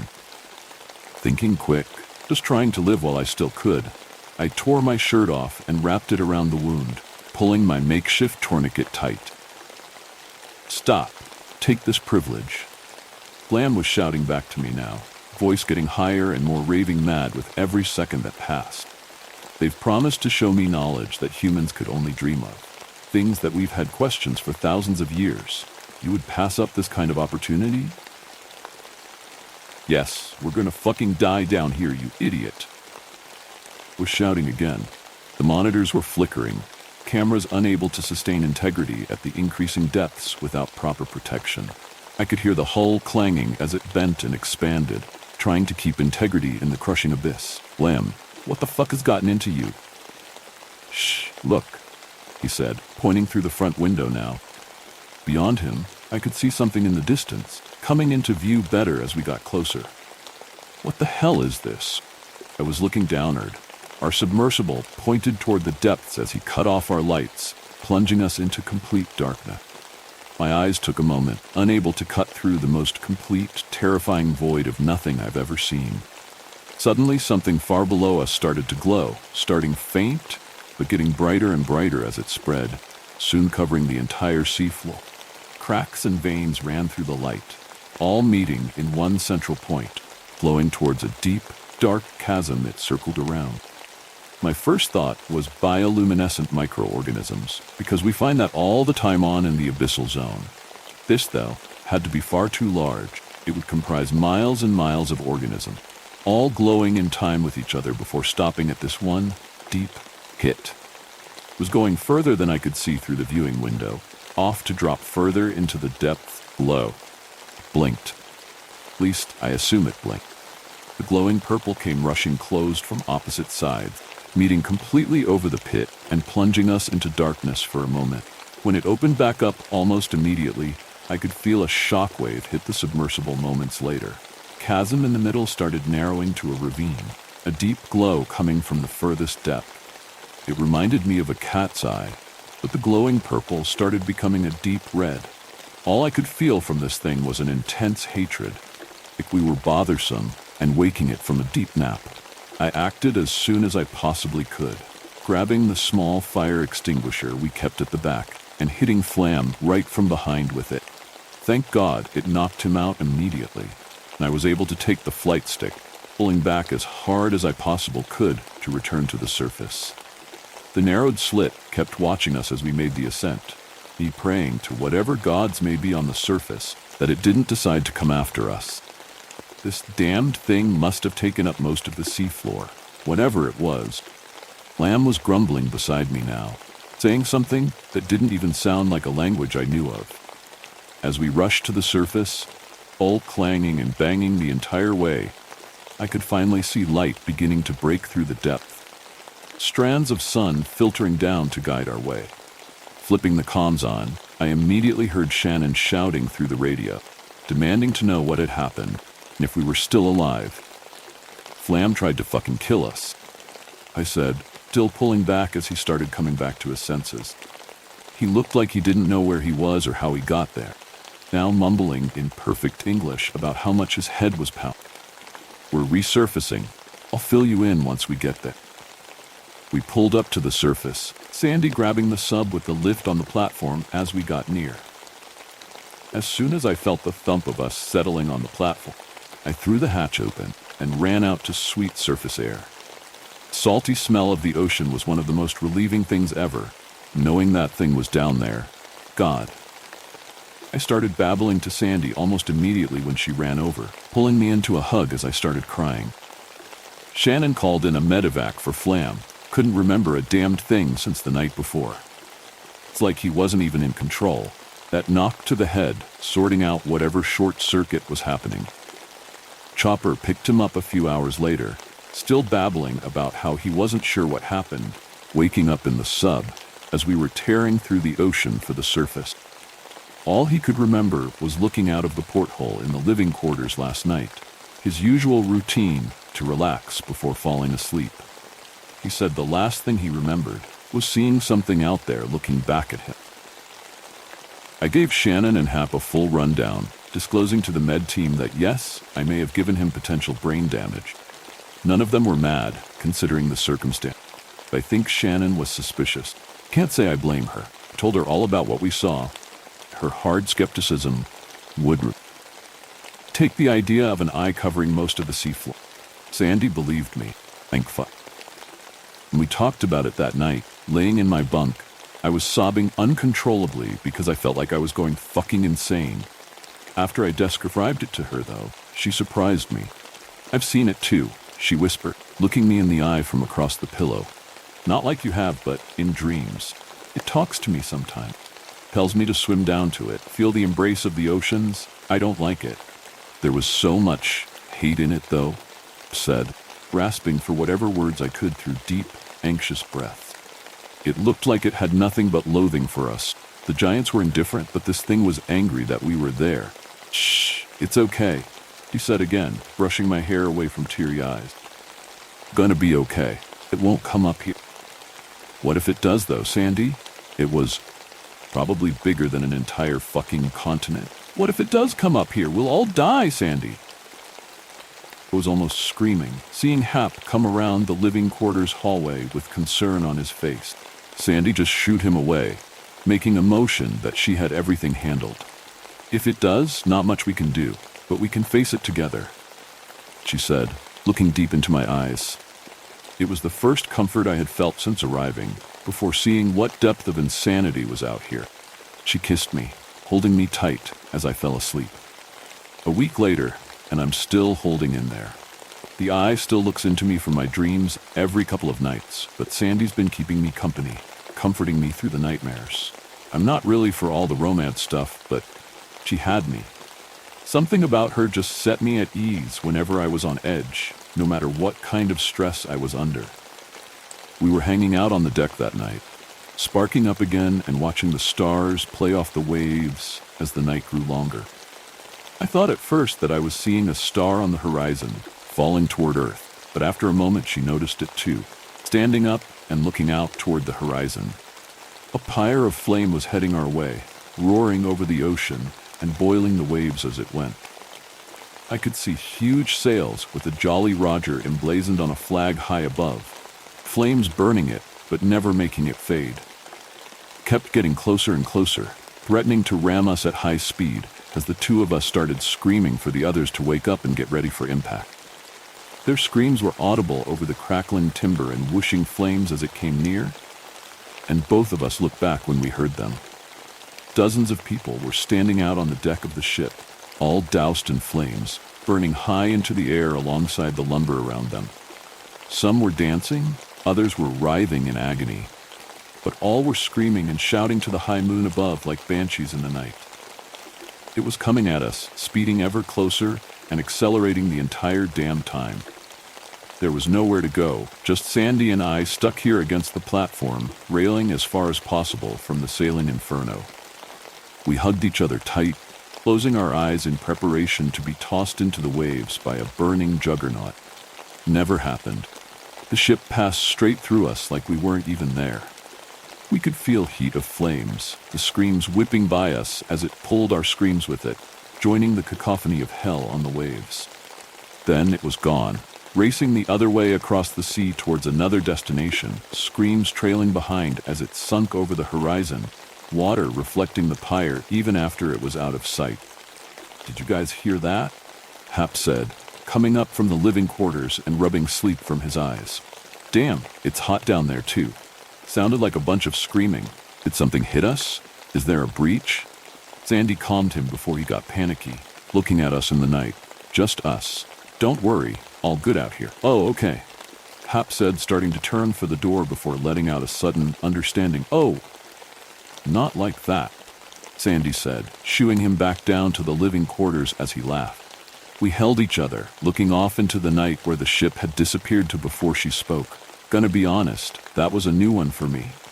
Jesus Christ, was all I could say, heart still racing as I tried catching my breath. He pulled me closer, brushing my hair back over my ear and humming low, a soothing melody as the night returned to peace, completely undisturbed by the death that just roared through. As the fear subsides, a new terror is ready to take its place. Clown from the shack. I've never done this before, posting in a place like this, but I need to. I need someone to believe me. Because if I don't put this out there, maybe no one ever will, and God knows it's already too late for some of us. My name is Sarah Matthews. I'm the woman from Ridgeway you might have heard about on the news. You know, the one whose daughter went missing at the summer fair a year ago. They never found her body. It's blood. So much blood. Police think I've lost my mind, but I haven't. I wish I had. I'm writing this because there's something happening here. I need you to know what to avoid. You ever see a brightly painted shack at a fair? There's a clown with a sign that says bingo, walk away. No, run, and never ever look back. Started innocently enough. Bear was in full swing, the sky a perfect blue. I had Lily with me. God, she was so excited that day. Lily's smile was the kind that could brighten any room. She had these golden curls and wide blue eyes that made people stop and compliment her. That day, I had promised her and her best friend Emma, full day of rides, junk food, and whatever else their little hearts desired. It was Emma who first noticed the clown's shack. Look, she squealed, pointing to a small wooden structure painted in bright yellows and reds. There was a clown standing outside, his makeup exaggerated, his nose a giant red ball. A sign above him read Bingo the Clown, magic show in playful letters. I didn't like clown. Something about their faces unsettled me. I brushed it off. I wasn't going to ruin their fun. Lily and Emma begged me to let them go inside. Just for a little while, Mom? Lily tugged on my arm. I sighed, smiling despite the growing knot in my stomach. All right, but I'm coming with you. Inside, the air was different. Heavy. The wooden walls seemed too close, the light too dim. Bingo had this smile, a smile that stretched wider than any smile should. Eyes were the worst. They were flat black like marbles. He performed tricks for the girls, simple things at first, balloon animals, a rabbit from his hat. The whole time I couldn't shake the feeling that something was wrong. He looked at Lily the way a predator looks at prey. I wanted to leave. I should have trusted my gut. But when I opened my mouth to suggest we go, Bingo locked eyes with me. I smiled, and the words died in my throat. The show continued. Everything was off. Tricks started getting stranger, darker. Then, without warning, Bingo leaned down, his face inches from Lily's. Want to see a real magic trick, sweetheart? His voice dripped with something dark, something wrong. Before I could react, the lights in the shack flickered and went out. The room plunged into pitch blackness. I grabbed for Lily, Emma. My hands only found empty space. My heart pounded, my breath catching in my throat. Lily, I called out, panic creeping into my voice. Emma, no answer. And then, the screams, short, sharp, and cut off as quickly as they began. When the lights came back on, Emma was gone. Lily stood frozen, her face pale, her eyes wide with terror. Blood was smeared across the floor. The only sound was Bingo's low, guttural laughter from the far corner of the room. I ran to Lily, scooping her into my arms, but her body was stiff, as if she was in shock. Bingo watched us, his smile wider than before. Teeth. God, I can't stop seeing his teeth. Were sharp, jagged, like an animal's. Where's Emma? I screamed, my voice hoarse. But Bingo only laughed harder, pointing to the floor where something small and mangled lay. Emma's shoe. Leave, he whispered, or you'll never leave at all. I didn't think. I grabbed Lily and ran, bursting out of the shack, bold night air hitting us hard. The fair was still going on, lights flashing, people laughing. No one had heard anything. No one knew what had just happened.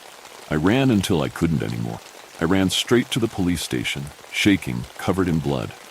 They never believed me. They found nothing in that shack. No bodies, no blood, no sign of Emma. Lily hasn't spoken a word since. She just stares into space, rocking back and forth. I've taken her to doctors, specialists, but they all say the same thing. Trauma. But I know better.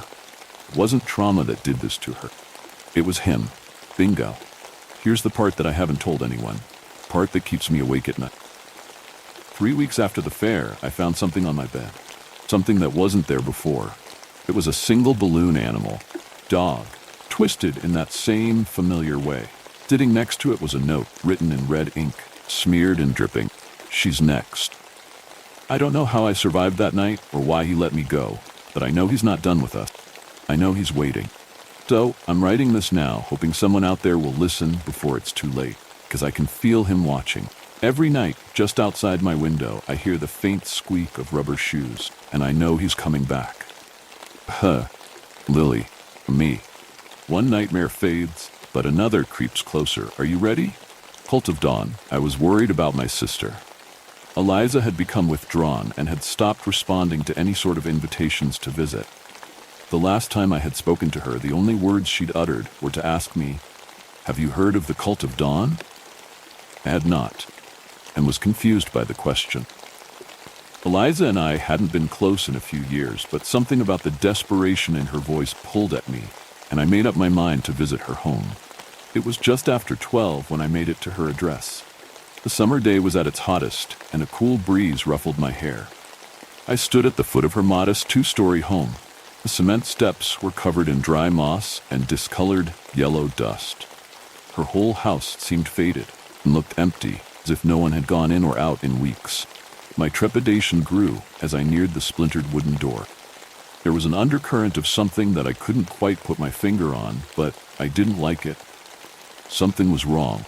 I pushed the door open and stepped inside. The air was stale, and it was clear that there hadn't been any circulation in a while. I called out, "Eliza, it's Anna. Are you home?" I heard a weak grunt come from above me to my left, somewhere near her bedroom. I let out a relieved exhale. Eliza was alive and she was home.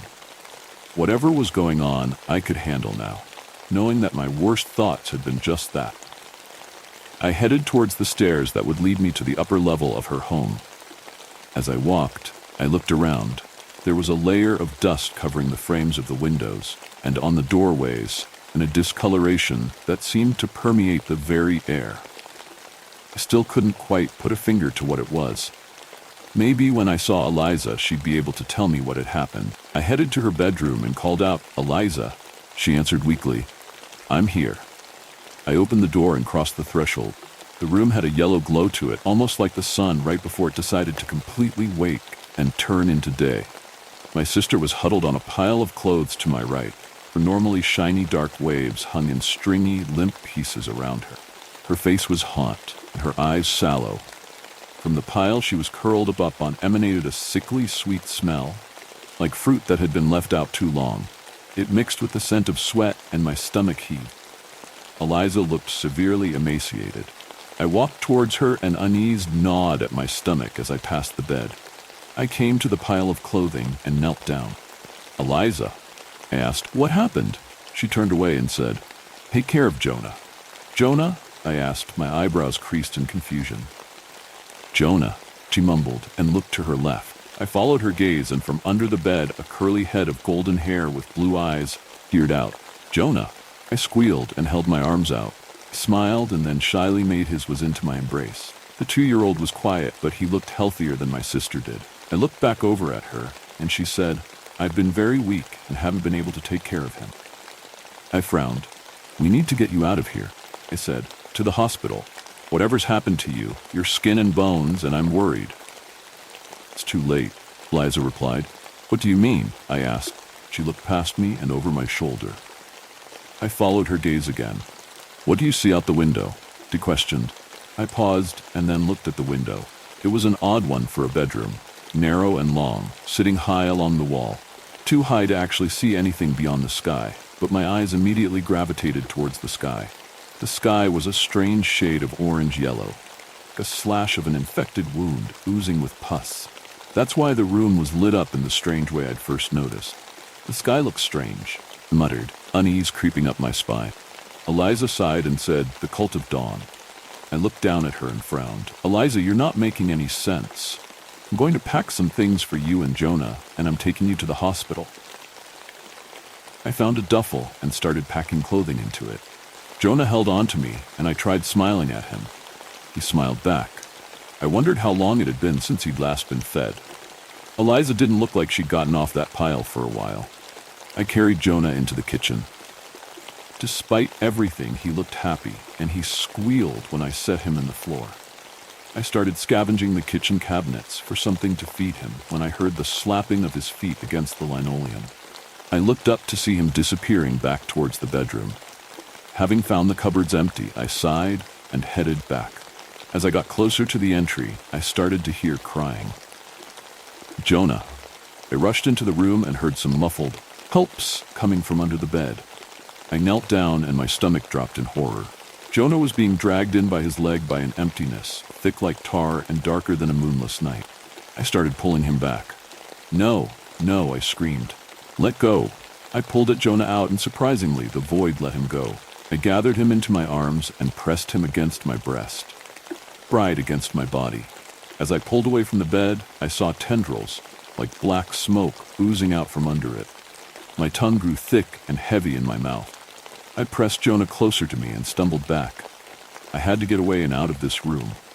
Out of this sickly yellow house. Out and away. I pushed my way through the door and made my way down the stairs. As I rounded the bottom, I heard a voice like metal scraping against metal right behind me. Mine. It ground out, and I felt hot, stinging breath against my neck. I pumped my legs faster and slammed open the door out the house. My stomach dropped again. Everywhere I looked, there was a sickly cast like a luminescent shadow. The street, the looming trees, the windows of the houses around me reflected it. The street was completely empty, and air did not stir. The sky was dull, and I couldn't see the sun. I couldn't feel it. It turned around in horror. In front of me was the mass, and it moved slowly, stalking me. It seemed to pull the light in and twist it back, reflecting shades of bile. I shuddered. This was another world, and it couldn't be reality. Whatever I had experienced in the house had to have ended there. Couldn't be reality. I had to break free of it. With a heavy ball of dread gathering in my chest, I did the only thing I could think of that could maybe draw attention from the real world where I was supposed to be. I closed my eyes and screamed. I screamed with all the air I had in my lungs, with all the strength I could muster. I felt a hand on my shoulder and nearly fell forward in terror. I turned around and opened my eyes. Bright glaring sun nearly blinded me, and when my eyes had accustomed to it, I saw that the hand on my shoulder had been attached to a shocked, dark-haired man. I stepped back and looked up. The sky was blue again, and I could feel the heat on me. Jonah's hands were curled around my neck, and his breathing had calmed. As I inhaled, I realized the man in front of me had been speaking, and I looked at him again, not comprehending the words he was saying. After that, things passed in a blur. I don't remember much, but I ended up in the hospital.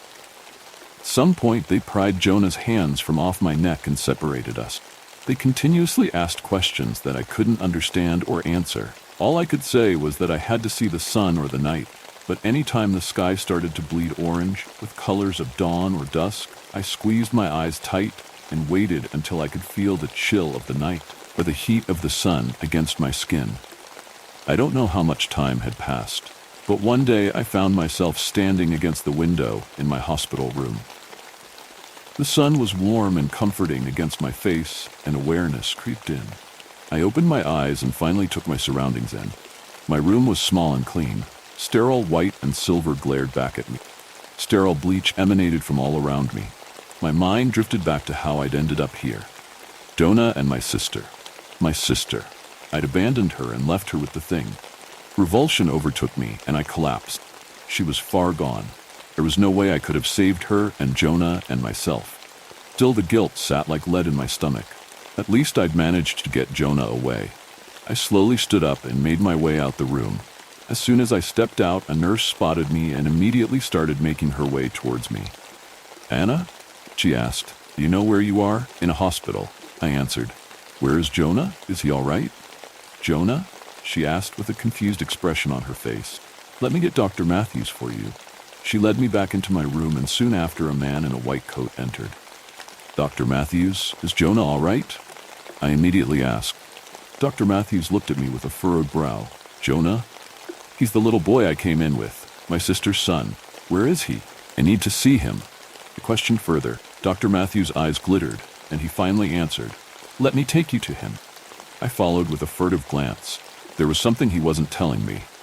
He took me to the elevator and pressed a button. We went down. I tried to still my stammering heart. He didn't break the silence, and neither did I.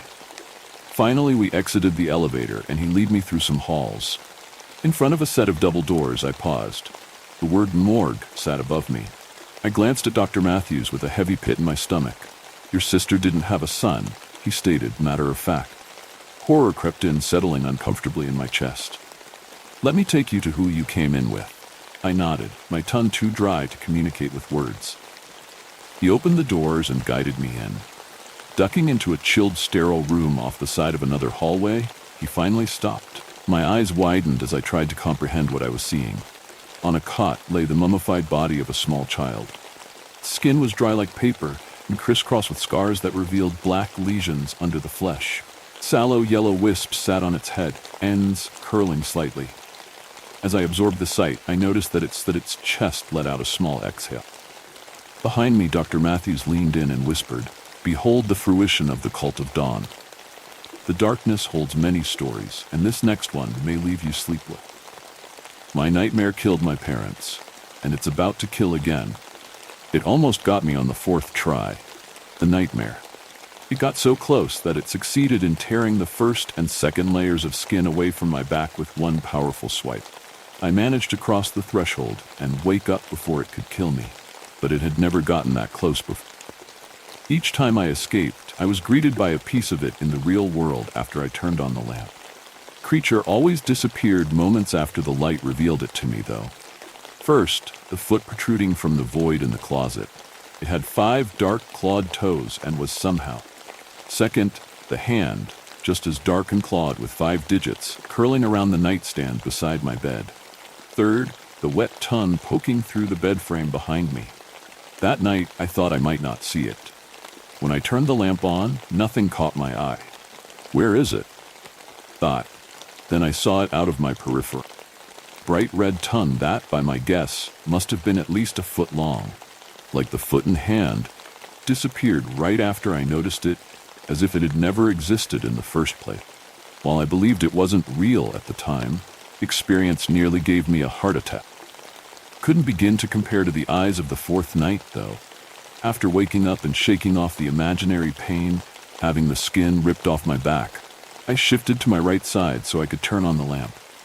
I was tempted to cower in the darkness for all eternity, but my parents taught me to face my fears head-on, which is why I never slept with the light on. Plus, I still thought the monster was a figment of my imagination. I went to press the switch. Something stopped me. It was a sound, breathing that came from below me. I looked down, and that's when I saw them. Peeking out at me from beneath the bed, a pair of bright yellow eyes. Luminous and unblinking, they gazed into my soul, locking me in place. My finger was mere inches from the lamp switch, but I could not press it. "What are you doing?" "Move. Just press the stupid switch." I yelled no, screamed at myself to slam it down and banish my nightmare back to where it came from, but I couldn't. All I could do was focus on the eyes and its breathing. The eyes were terrifying enough by themselves, and the breathing wasn't any better. It sounded like the breathing of a fat man who had just finished sprinting for a mile straight with a clogged throat. Yeah, that was it. The thing sounded like it was struggling to breathe, though its calm, unwavering eyes begged to differ. I don't know how long it took me, but my finger eventually pressed the switch, flooding the room with light and forcing the head to retreat beneath the bed. After a few minutes, I mustered the courage to check underneath it. I knew nothing would be there, and I was right. The nightmare was just that. Nightmare. Part of me kept trying to convince myself that it was something more, but I pushed the feeling aside. I told myself that everyone gets bad dreams from time to time.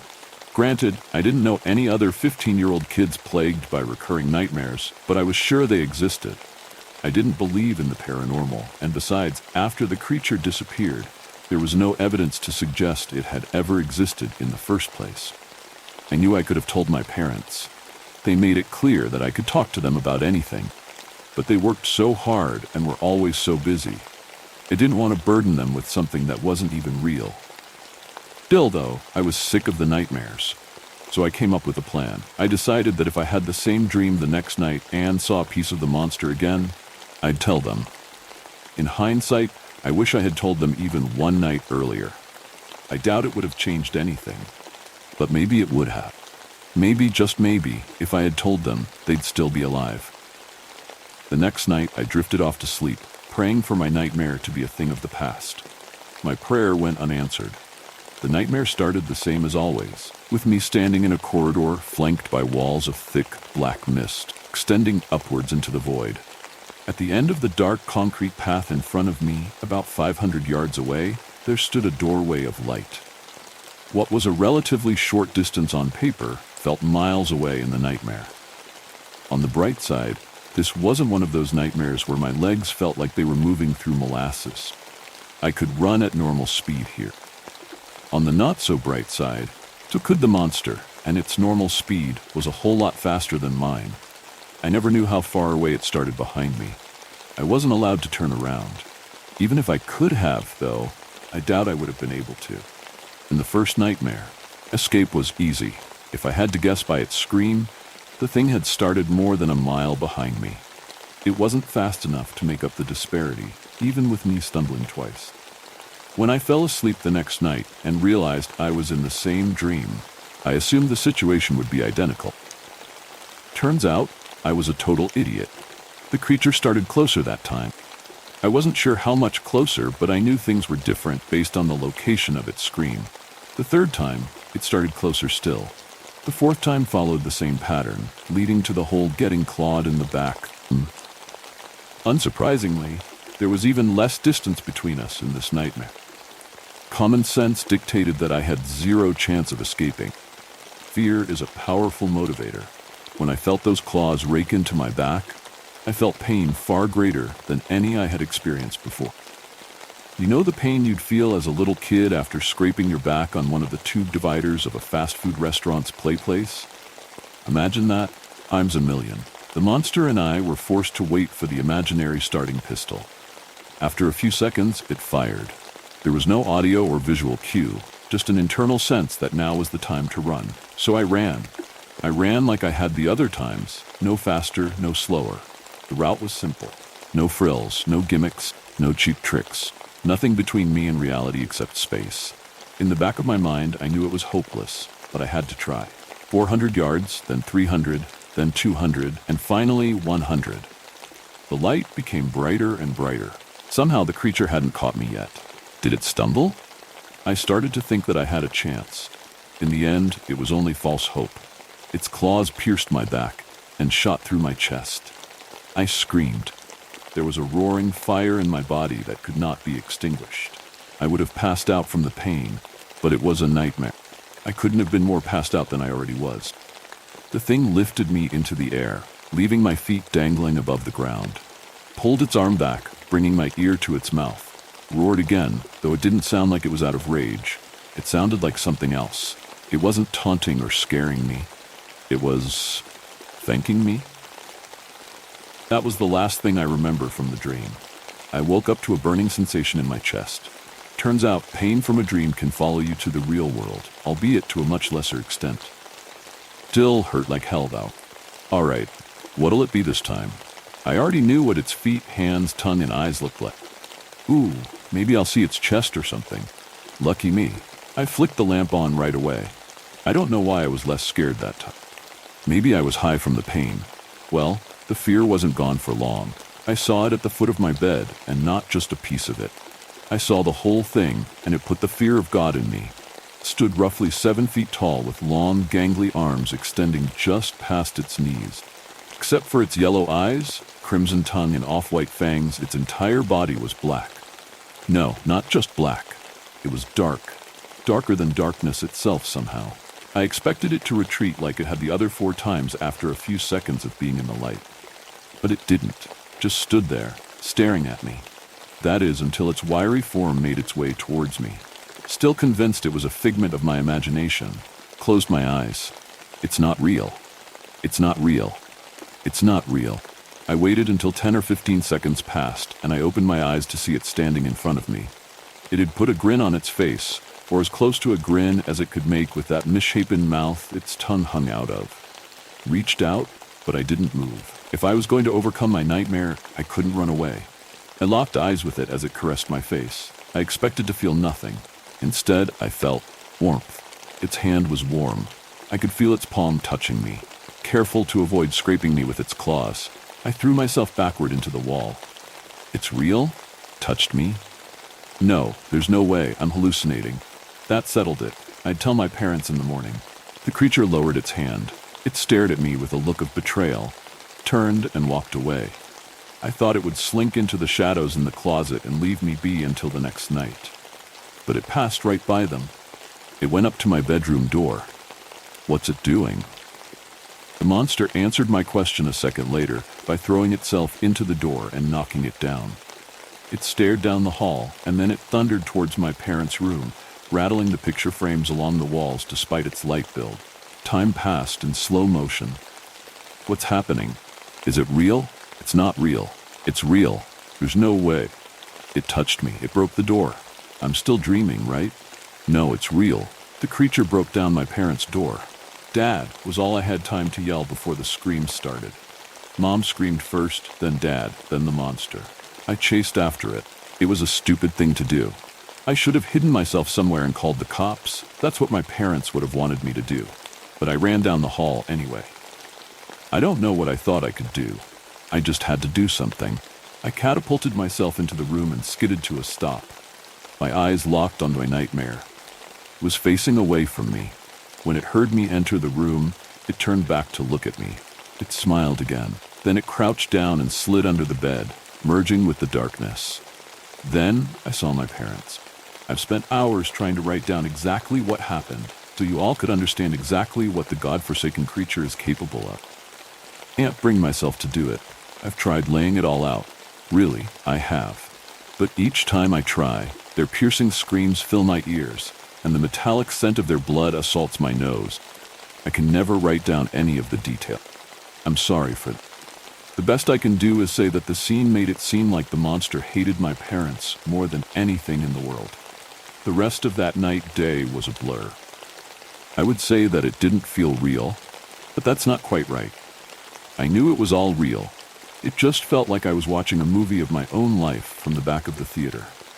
Cried for a while. Police came. A neighbor called them. They made sure I was okay and asked me some questions, and then they took me to my best friend, Matt's, house since I didn't have anywhere else to go. I think the cops said some detectives would be around the next day to talk to me, and then they left. His parents were more than willing to let me stay there, especially after the officers gave them the rundown of what happened. I had told the cops the honest truth, but I'm pretty sure they told my friend's parents it was a robbery gone wrong rather than a bloodthirsty monster that came from my nightmares. Can't really blame them. Yeah. I wouldn't believe me either. For the rest of the day, I hung out with Matt. He was feeling awkward around me, but he tried not to look at me like I was a wounded animal. I appreciated that. I eventually went to my temporary bedroom and flopped onto the bed. I was exhausted, but I still tried to stay awake until sunrise, despite the hope that I was creature-free. My parents were the target. What if the thing stuck around and decided to go after other people? I had tried this tactic once before, and it didn't work. Something forced me to fall asleep. This time was the same. I couldn't stay awake past midnight. To the surprise of literally no one, the nightmare was back. Same corridor, same invisible, inaudible starting pistol. Same roar, same doorway of light. Luckily, the monster seemed to start around the same distance as it had in my very first dream, so I escaped without too much trouble.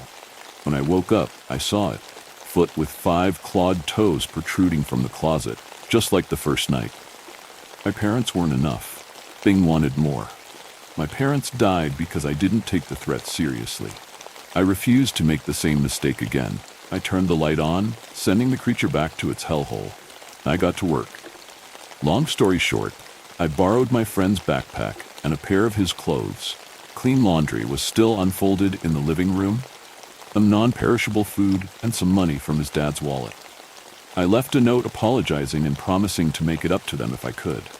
I didn't give them many details on what was going on. I just said I needed to make sure they were safe. Then I ran away. And here I am, writing this post behind a McDonald's and posting it thanks to their free Wi-Fi. Last night, which was also my first night on the run, I slept in a long-abandoned farmhouse on the outskirts of the city. It was a rough night, especially since I saw the thing again when I escaped the nightmare. But I guess that's just my life now. If I can't find a way to get rid of the creature before its due date, I'll probably just jump off a bridge or something. Sorry for having such a defeatist attitude, but I think that might be the best option. Even if I got as far away from civilization as possible, who's to say that the monster wouldn't keep running until it found someone to kill? I can't let something like that happen again. Maybe suicide wouldn't solve anything. Maybe the creature would just latch onto someone else. If it does, I hope it latches onto someone who's better equipped to deal with it. Just when you thought you could breathe, the next story arrives to steal that comfort away. Untitled Document, Part 1. I've always been a bit scatterbrained, especially since starting university. Between the assignments, the group projects, and endless research papers, my Google Drive is a chaotic mess. Untitled documents litter my folders like confetti after a parade. Half-started essays, random thoughts, and forgotten study notes. So, when an untitled document appeared at the top of my recent list, I didn't think much of it. It wasn't unusual. I thought maybe I'd opened a new doc by accident during one of my late-night study sessions. It happens, but this one was different. It was a Wednesday when I first noticed it. My dorm room was in its usual state, textbooks scattered across the desk, empty cups of instant ramen piling up next to my laptop. I was exhausted, running on caffeine and stress, trying to cram in some last-minute revisions for an exam. I needed to focus to get through just one more chapter, but the untitled document kept drawing my eye. No recent edits, no collaborators, just blank. I clicked it open, expecting to see a mess of random keystrokes or half-written notes, but there was nothing. Completely empty. Fresh white page. My cursor blinked at me, almost mocking in its emptiness. Whatever, I thought. Another wasted click. Closed it and moved on. The next morning, it was back. It was early, and I was already running late for my first lecture.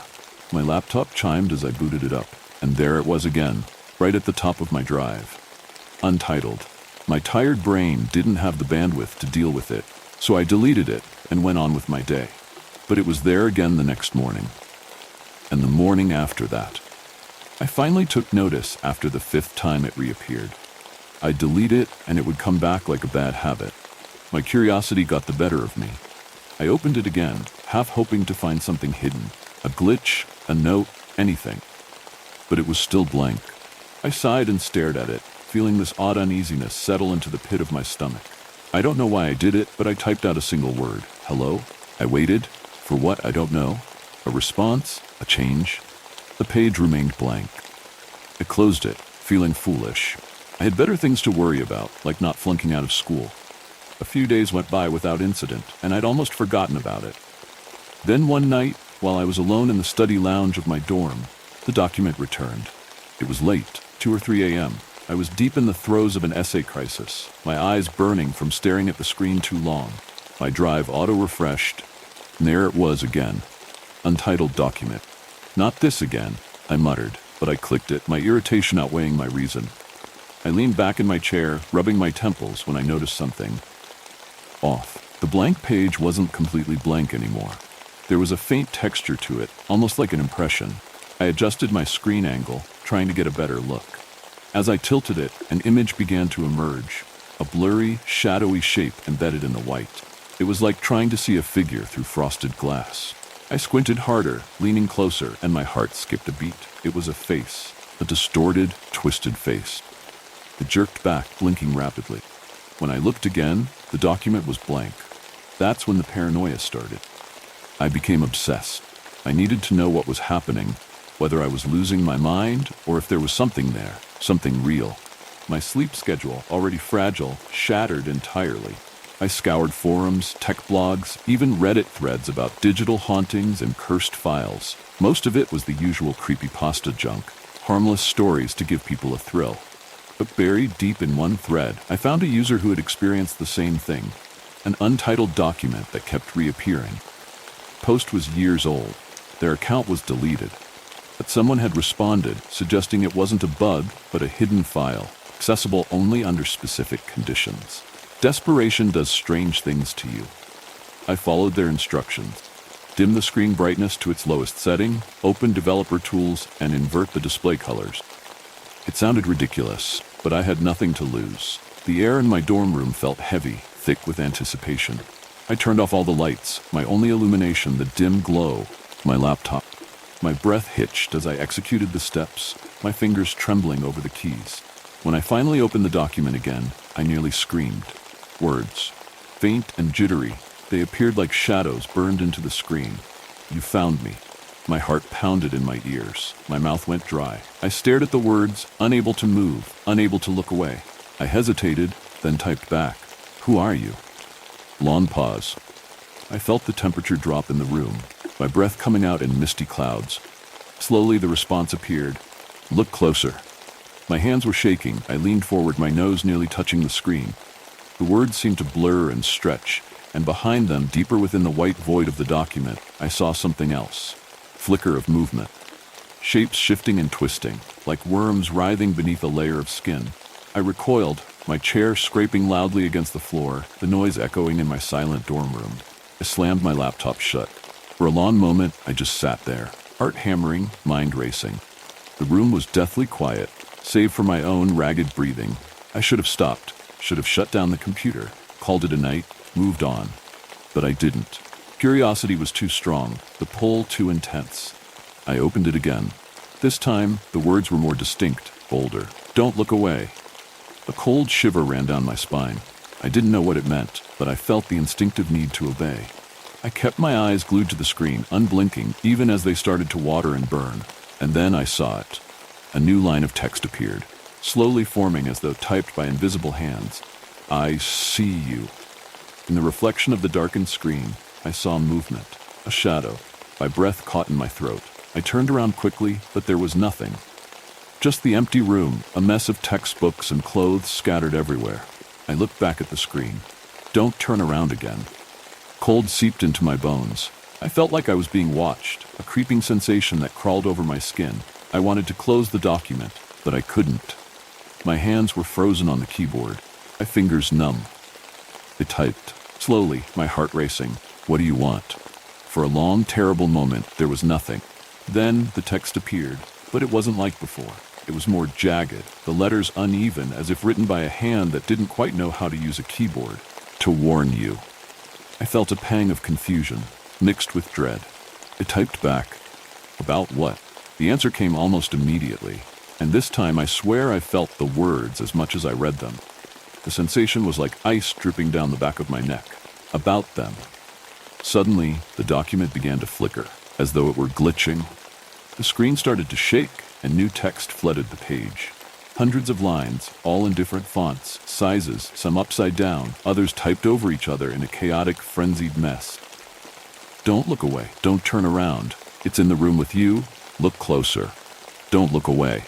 The text filled every inch of the page, the letters overlapping and merging, forming incomprehensible shapes. Panic surged through me. I slammed my laptop shut and jumped up, knocking my chair over. And then the smell hit me. A rancid, putrid odor filled the room, something like rotting meat in decay.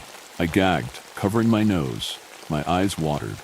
The shadows seemed to shift around me, darker and more oppressive. I could hear something, a low, wet gurgle, like something trying to speak through a throat filled with blood. I didn't stay to find out what it was. I grabbed my laptop, my bag, and bolted out of my room, racing down the hallway of the dorm.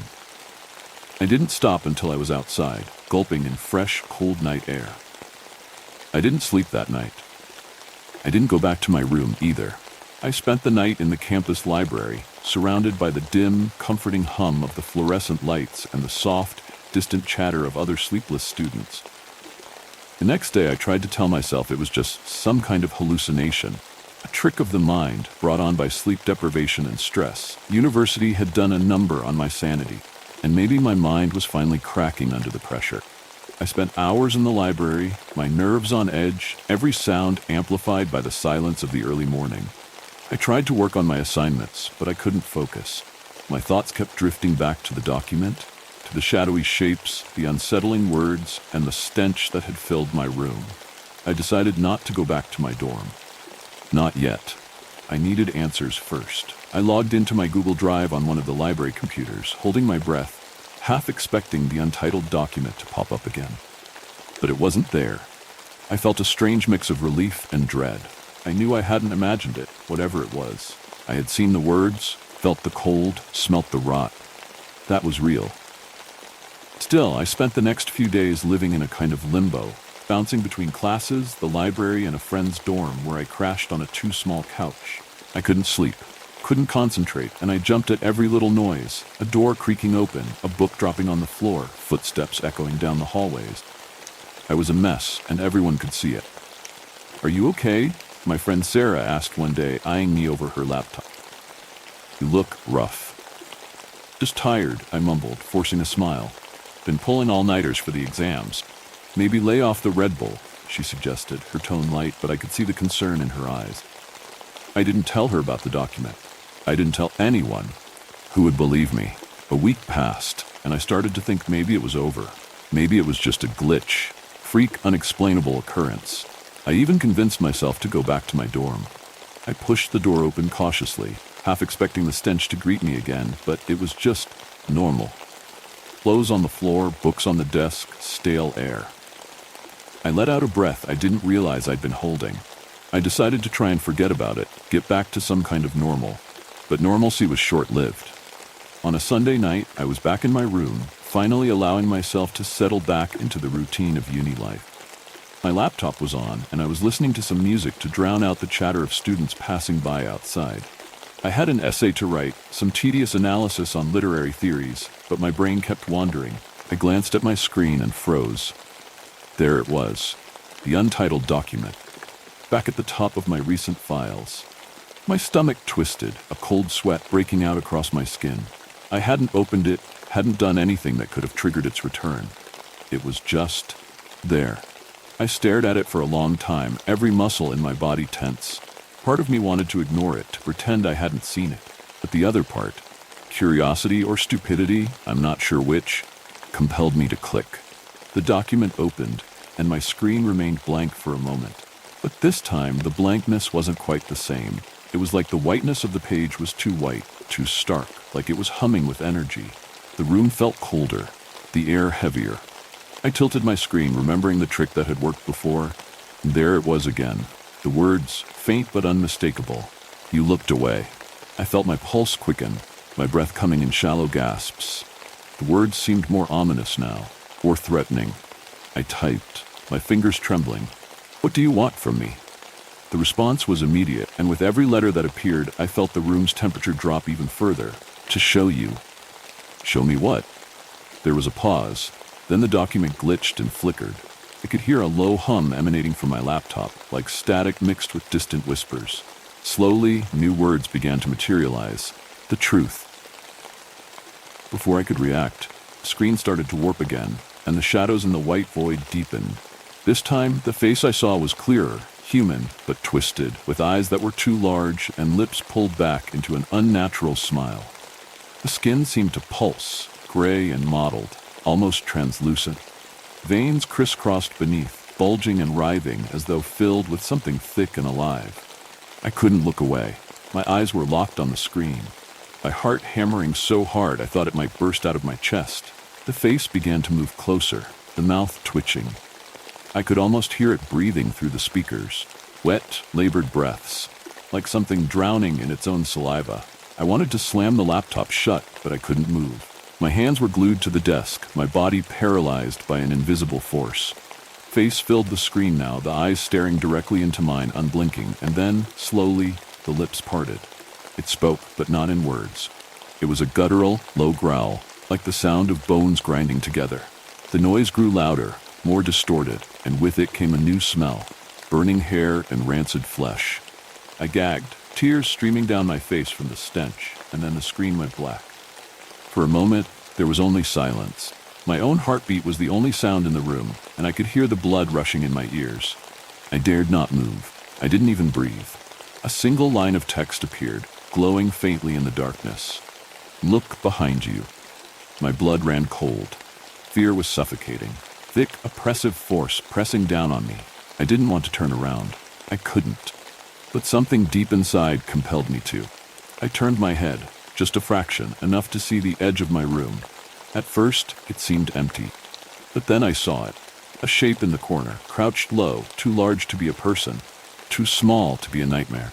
The darkness seemed to cling to it, like smoke swirling around something solid. It moved, just slightly, and I heard it. The wet, gurgling breaths from the screen. I whipped my head back to my laptop, my heart pounding so loudly I was sure it would burst. The screen flickered and new words appeared. "It's hungry." I didn't think. I just reacted. Grabbed my laptop, tearing the charger from the socket, and bolted out of my room. My footsteps pounded down the hallway, echoing in the empty corridors. I didn't stop until I was outside, my chest heaving, my breath fogging in the cold night air. I ran. I ran until my lungs burned and my legs gave out. I collapsed onto a bench near the student center, hunched over, clutching my laptop like a lifeline. My hands were shaking, my heart racing. I spent the next few hours sitting there, wide-eyed and terrified as the campus around me began to wake up. Students passed by, giving me strange looks. But I didn't care. I couldn't go back. I couldn't be alone. I wandered to the computer science lab when it opened, my legs weak and trembling. I found a grad student named Mark who I'd seen around before, a tech wizard, always tinkering with code and breaking down firewalls. If anyone could explain this, it'd be him. I hesitated, feeling ridiculous, but desperation pushed me forward. "Hey, Mark," I said, my voice shaky. "I need help with something weird on my laptop." He gave me a skeptical look but nodded, motioning for me to follow him to his station. I opened the laptop, my fingers trembling as I logged into my Google Drive. My breath caught when I saw it. The untitled document was there again, waiting.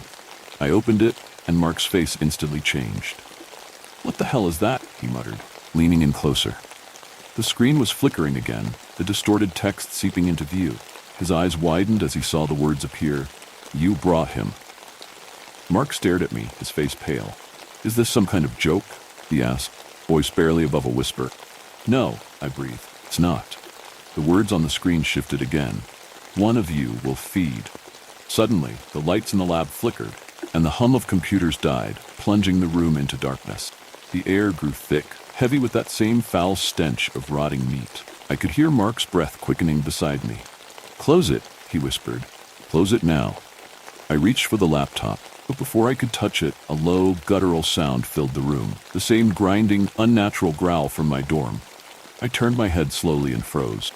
There, in the corner of the lab, the shadow was back. But it wasn't just a shadow. It was a void, a tear in reality itself. The light seemed to bend around it, creating an unnatural darkness that swallowed everything in its path. I could feel it pulling, tugging at the edges of my vision, like it was trying to draw me in, to drag me somewhere else. Somewhere I didn't want to go. Mark gasped beside me. His eyes were locked on the shape, his lips trembling. "What is that?" He managed to croak, but I couldn't answer. I didn't know. And the more I looked at it, the less sense it made. It wasn't just black. It was an absence of everything. Hole in the world. Then it shifted. It wasn't a movement in the normal sense. It was more like the shadow expanded, like a drop of ink spreading in water. Creeping cold spread across the room, and with it came a deep, resonant vibration, low and rumbling, like the earth itself was groaning in protest. I could feel it in my teeth, in my bones, a frequency that rattled my skull and sent a sharp, stabbing pain shooting down my spine. Mark clutched his ears, his eyes wide with terror, as blood began to seep from his nose. "Make it stop," he whispered, then screamed, his voice cracking. "Make it stop." The laptop screen glowed brighter, illuminating the dark with a sickly pale light. New words typed themselves out, one by one, jagged and shaky. "It won't stop until it feeds." I felt the words in my core, like a punch to the gut. Mark was shaking now, his face turning pale, his eyes darting back and forth as though searching for an escape that didn't exist. I didn't understand what was happening. The sense of impending doom was overwhelming. "What do we do?" I asked, my voice breaking, tears streaming down my face. My question was a plea, a prayer to something that would never answer. Mark didn't respond. He was transfixed by the screen, his eyes glassy. Suddenly, his hand shot out, gripping my arm with a strength that didn't match his terrified expression. His nails dug into my skin, drawing blood. I can't move, he whispered, his voice barely audible over the vibrating hum. His body convulsed violently, his eyes rolling back into his head, and then he stopped breathing.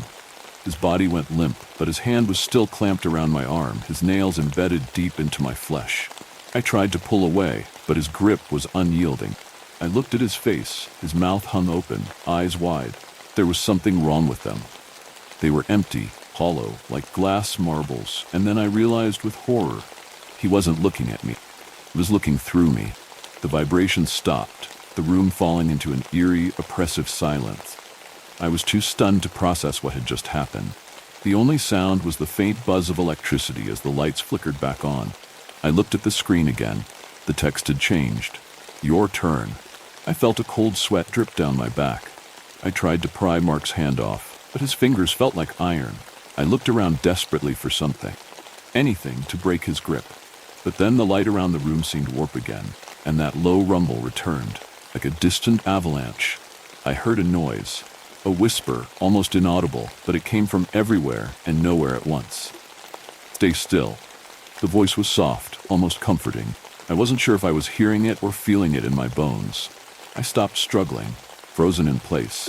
And then I realized the room had changed. The lab had dissolved into a black void, and now I was standing in a different place. No longer was I surrounded by desks and computers, but in what felt like an endless library, a labyrinth of ancient bookshelves stretching up into darkness. The air was thick with dust, and the scent of mold and decay filled my nostrils. The shadows here were deeper, like ink pooling in the creases of reality. I stumbled back, finally breaking free from Mark's grip. I turned, but he wasn't there anymore. In his place stood a figure, tall, gaunt shape that seemed to waver in and out of focus, as if it were both there and not. Its eyes were voids like holes burned into a photograph, and its mouth hung open too wide, unnaturally wide, revealing a bottomless pit of nothingness. I wanted to run, but my feet wouldn't obey. I could feel something creeping up behind me, and I didn't dare turn around. The presence was overwhelming, a force that pressed down on me like a weight. My breaths came in shallow gasps, my chest tightening with every second. I tried to speak, to scream, but the words stuck in my throat, and when I finally managed to choke something out, it wasn't a scream. It was a single word, weak and trembling. Please.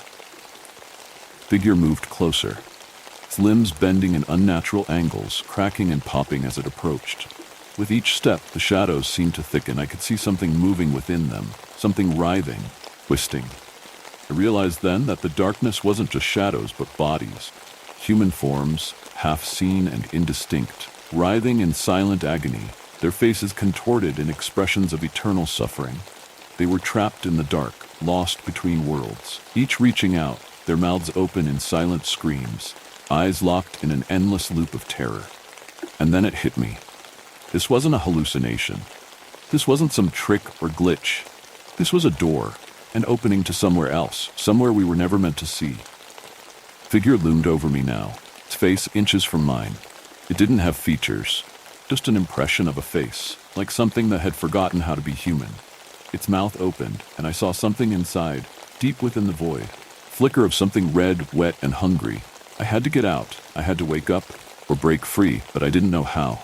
The air around me grew colder, and I felt my breath freezing in my lungs. I closed my eyes, whispering to myself, this isn't real. This isn't real. But it was. When I opened my eyes, the scene shifted again. I was back in my dorm room, my laptop on the desk. The untitled document was still open, but the text had changed. You can't escape. Untitled document, final part. My heart sank. The words were not a threat, they were a promise. I glanced around the room. Everything seemed normal, yet wrong.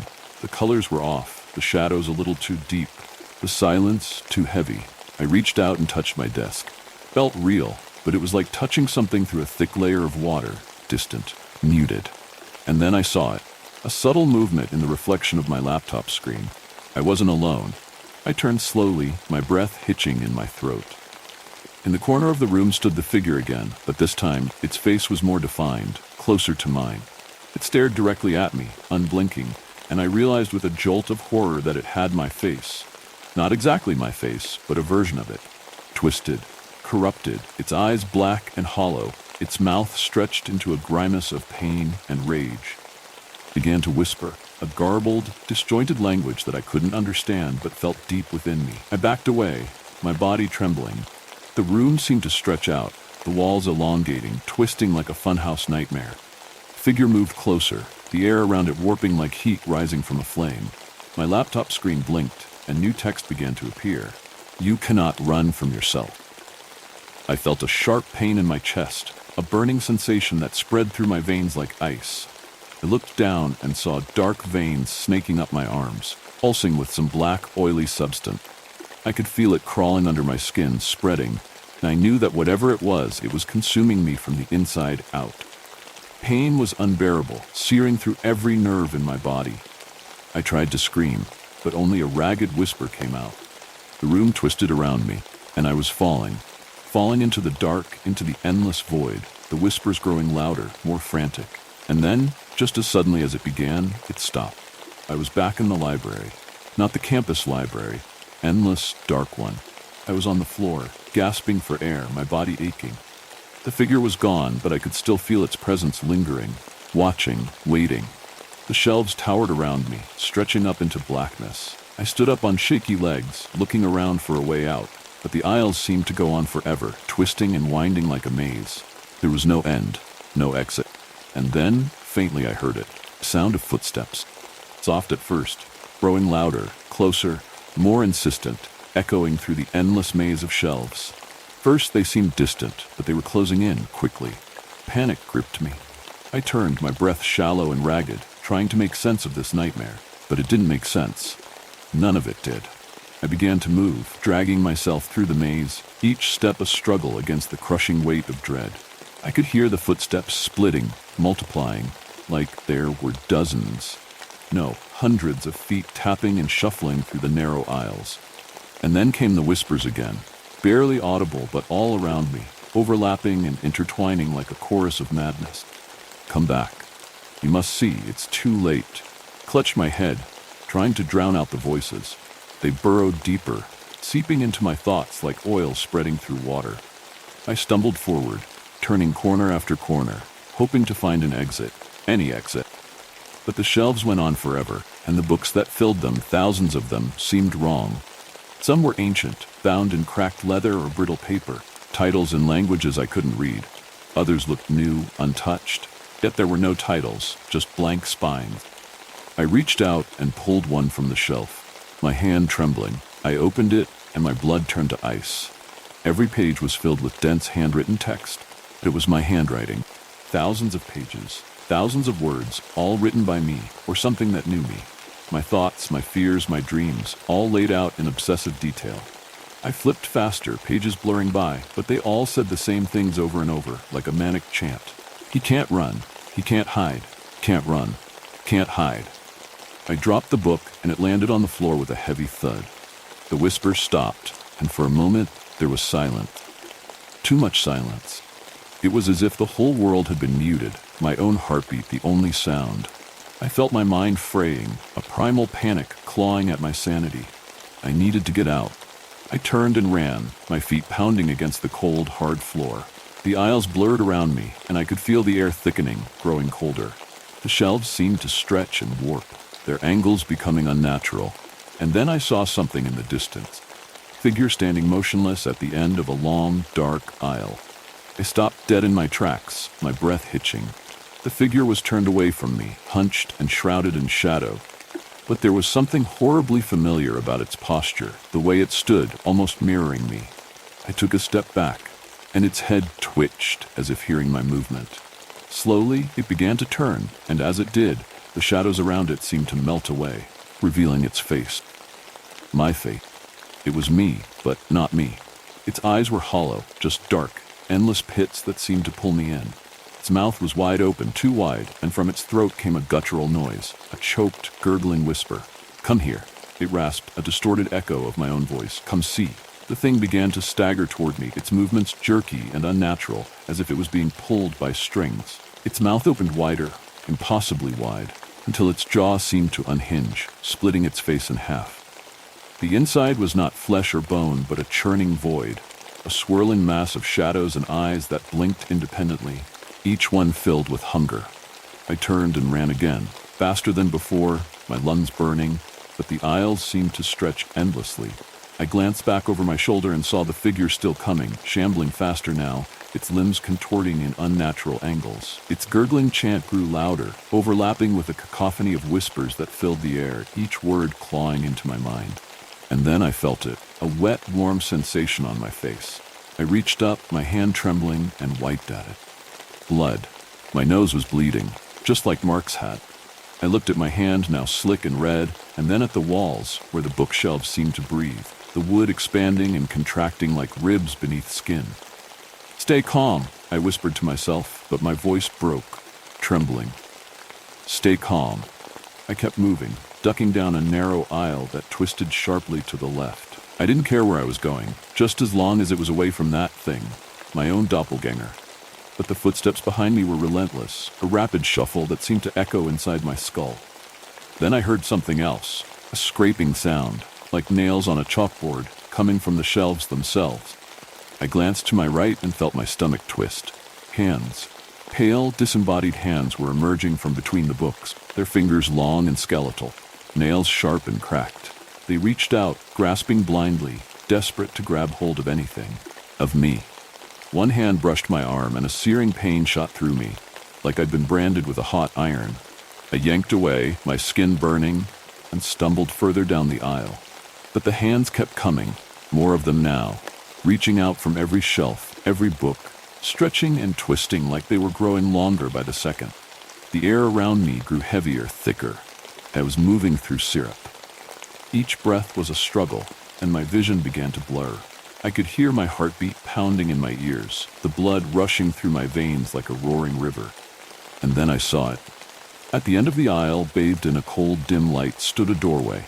A simple black iron door, slightly ajar. Didn't belong here. Nothing about it made sense. But it was an exit, and I needed to take it. I sprinted toward the door, ignoring the pain, the blood, the whispers. The hands clawed at my clothes, tearing at the fabric, but I kept moving. I reached the doorway, slamming my shoulder into it, bursting through. I fell forward, crashing onto a hard, cold floor. The door slammed shut behind me with a deafening bang. I scrambled to my feet, gasping, and looked around. I was in a different place. A room, dark, cramped, and suffocating. The walls were made of damp, moldy wood, and the air was thick with the scent of rot and something sour, like spoiled milk. The floor was slick, and I realized with a sinking feeling that I was standing in a thin pool of dark, viscous liquid. I glanced down and saw the liquid crawling up my legs like tendrils, thick and tar-like. I tried to move, but my feet wouldn't budge. The liquid continued to rise, now up to my knees, and I felt something solid brushing against my skin. Small, round objects that bumped against me in the dark muck. My hands went cold as I reached down and pulled one out. A human tooth, yellowed and broken. I dropped it, my breath catching in my throat. More objects began to rise to the surface, teeth, fingers, bits of bone, all swirling in the thick black liquid, carried by some unseen current. I could hear the whispers again, growing louder, more frantic. They were closer now, like they were right inside my ears. I covered my ears, but it didn't help. The liquid continued to rise, now up to my waist, and I could feel it pulling me down, dragging me into whatever abyss lay below. "Please stop," I screamed, but my voice was swallowed by the dark. The walls around me seemed to pulse and contract like a living thing, and I saw them start to bleed, thick, dark rivulets, running down in slow, deliberate streams. Suddenly, a face emerged from the wall directly in front of me. It pushed out from the wood, stretching like it was trapped beneath a thin layer of skin. It was Mark's face, twisted in agony, the mouth opening wide in a silent scream, his eyes rolling in his skull. Then more faces began to push through the walls. Students, people I knew, people I'd never seen. All of them distorted, their features contorted in pain. Their mouths opened and closed, and from each of them came the same whispered chant. "Join us. Join us. Join us. The liquid was up to my chest now, and I could feel it filling my lungs. I couldn't breathe. I couldn't think. My vision started to blur again, black spots dancing in my eyes. I was drowning in the dark, in the voices, in the terror. Then out of the corner of my eye, I saw something moving. A shadow slipping through the black liquid, circling me, closing in. It was huge, its presence overwhelming. I could feel its eyes on me, watching, waiting. I tried to scream, but no sound came out. The liquid reached my chin, and I could see the faces starting to shift, to stretch, to merge together into one monstrous, twisted visage that filled the room. And then, just as the liquid reached my mouth, I heard a voice, clear, sharp, cutting through the darkness, piercing and familiar, yet twisted in its intensity. It was my own voice, but deeper, colder, a mirror image speaking back from some hidden corner of this nightmare. You asked for this. The liquid surged over my mouth, flooding into my throat, cold and thick, swallowing tar. I gagged, choking, my lungs burning as I tried to cough it out, but it only poured in deeper, filling every crevice inside me. Panic set in, a primal animal fear that overpowered everything else. My body convulsed as I tried to fight it, to push back against the dark, but I was sinking deeper into it. I could feel the tendrils of the liquid writhing inside me, wrapping around my bones, rooting themselves in my flesh. My eyes darted around, desperate for something, anything, to latch onto, to pull myself out of this hell. The walls were closing in, the faces merging into a single grotesque form, their eyes now locked on me, mouths opening wide to scream in silence. And then the shadow moved. The massive, serpentine shape that had been circling beneath the liquid was rising now, breaking the surface with a slow, deliberate grace. As it emerged, the darkness seemed to peel away from it, revealing a monstrous, elongated head. No eyes, just a gaping maw filled with rows of jagged, broken teeth. The flesh was pale and mottled, like something long dead, dredged up from the depths of the sea. Its mouth opened wider, impossibly wide, a black abyss stretching before me, and from within came a sound that wasn't a sound at all, a low, rumbling vibration that I could feel in my bones, in my very soul. It was the same vibration from the lab, the one that had rattled Mark, that had bled him from the inside out. I knew that if it reached me now, I wouldn't survive. It would tear me apart, shred my mind, rip me from reality. I had to move. I had to do something. I forced my body to respond, my limbs heavy and numb, every movement a battle against the thick liquid. I reached out, grasping at the slick, blood-slicked walls, trying to find a grip, something solid. The wood was soft, pulpy, rotting flesh. The shadow creature continued to rise, and as it did, its body unfolded in impossible ways. Limbs that shouldn't exist, joints that bent backward, wet and cracking. It was larger than I could comprehend, its bulk filling the room, pressing against the walls, and yet it kept expanding, like it was swallowing the space itself. And then it spoke, without words, without sound, but I heard it in my mind, a voice that was my own, but not my own. You cannot leave. You cannot hide. You belong here. The words hammered into me, each one a crushing weight that drove me further into the darkness. I could feel my mind splintering, fragments of myself breaking off like shattered glass. I had to find something, some tether to hold onto, or I'd lose myself completely. My hand brushed against something solid, buried in the muck. I grabbed it, pulling it free, a book, its cover black and featureless, slick with the dark liquid. I didn't know why, but I felt drawn to it, like it was an anchor, a way out. I opened it, my fingers trembling, pages heavy and soaked. And there, on the first page, was my name. Not written, but carved deep into the paper, gouged out in jagged, desperate strokes. Below it, more words, carved and bleeding into the page. I am you. You are me. We are one.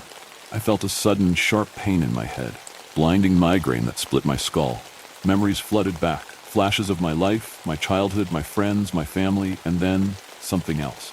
Memories that weren't mine, a life that wasn't mine. Faces I didn't know, places I'd never been.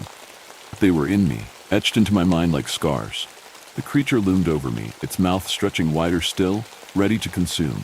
I knew, deep down, that this was my end, that I was about to be devoured, not just in body, but in mind and soul.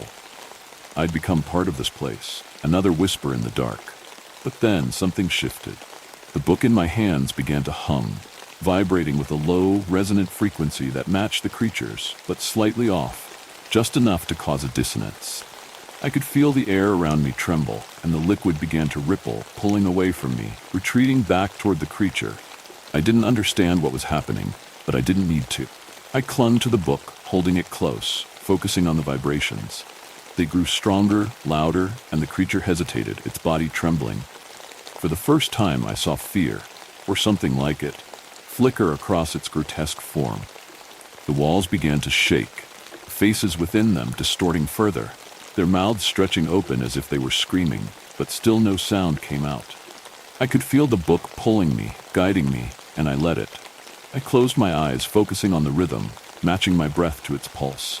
And then, with a sudden, violent lurch, I was pulled out of the room. I hit the ground hard, coughing and sputtering, my lungs burning as I gasped for air. I was back in my dorm room, on the floor by my desk. My laptop was there, the screen still glowing, the untitled document open. The words had changed again. It's not over. I scrambled back, knocking over my chair, my eyes wide with panic. I could still feel it. Cold, the liquid, creature's presence, lingering just behind the thin veneer of reality. The room felt wrong, slightly off, like a copy made from a faulty memory. The walls were too close, the colors too dull, and shadows crawled where they shouldn't. I reached for my phone, desperate for a lifeline, but when I turned it on, the screen was filled with static. The clock blinked erratically, numbers jumping and shifting, 2:15, 7:49, 3:33. None of it made sense. I tried to call someone, anyone, but the line was dead, replaced by that same low, rumbling hum. I looked at my reflection in the darkened screen, and my heart skipped a beat. My eyes, my own eyes, were wrong. Dark, hollow, just like the doppelgangers. And then the whisper started again, soft, almost tender. You are here. You are home. I turned away, my body trembling, every instinct screaming to get out, to leave this place. But where would I go? Where could I go? The campus felt miles away, another world altogether. My thoughts raced, skittering like insects across the surface of my mind, and then I realized with a sinking dread, was never meant to leave. This place had its hooks in me now, deep and irrevocable. I felt a cold breeze wash over me, and I turned toward the window. The night outside was darker than it should have been. No stars, no moon, just an inky void that stretched on forever. And from that darkness, I saw movement. Slow, deliberate shapes shifting, crawling closer. I backed away, my breath quickening, but I could feel it. The room getting smaller, the walls closing in. I needed to get out, to break free. I grabbed the door handle and twisted, but it wouldn't budge.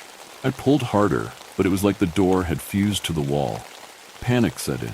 I turned back to the window, and the shapes were closer now, pressing against the glass, hands, faces, bodies blending together, forming a single mass of darkness. And then, from behind me, that voice again, clear, sharp, and undeniably my own.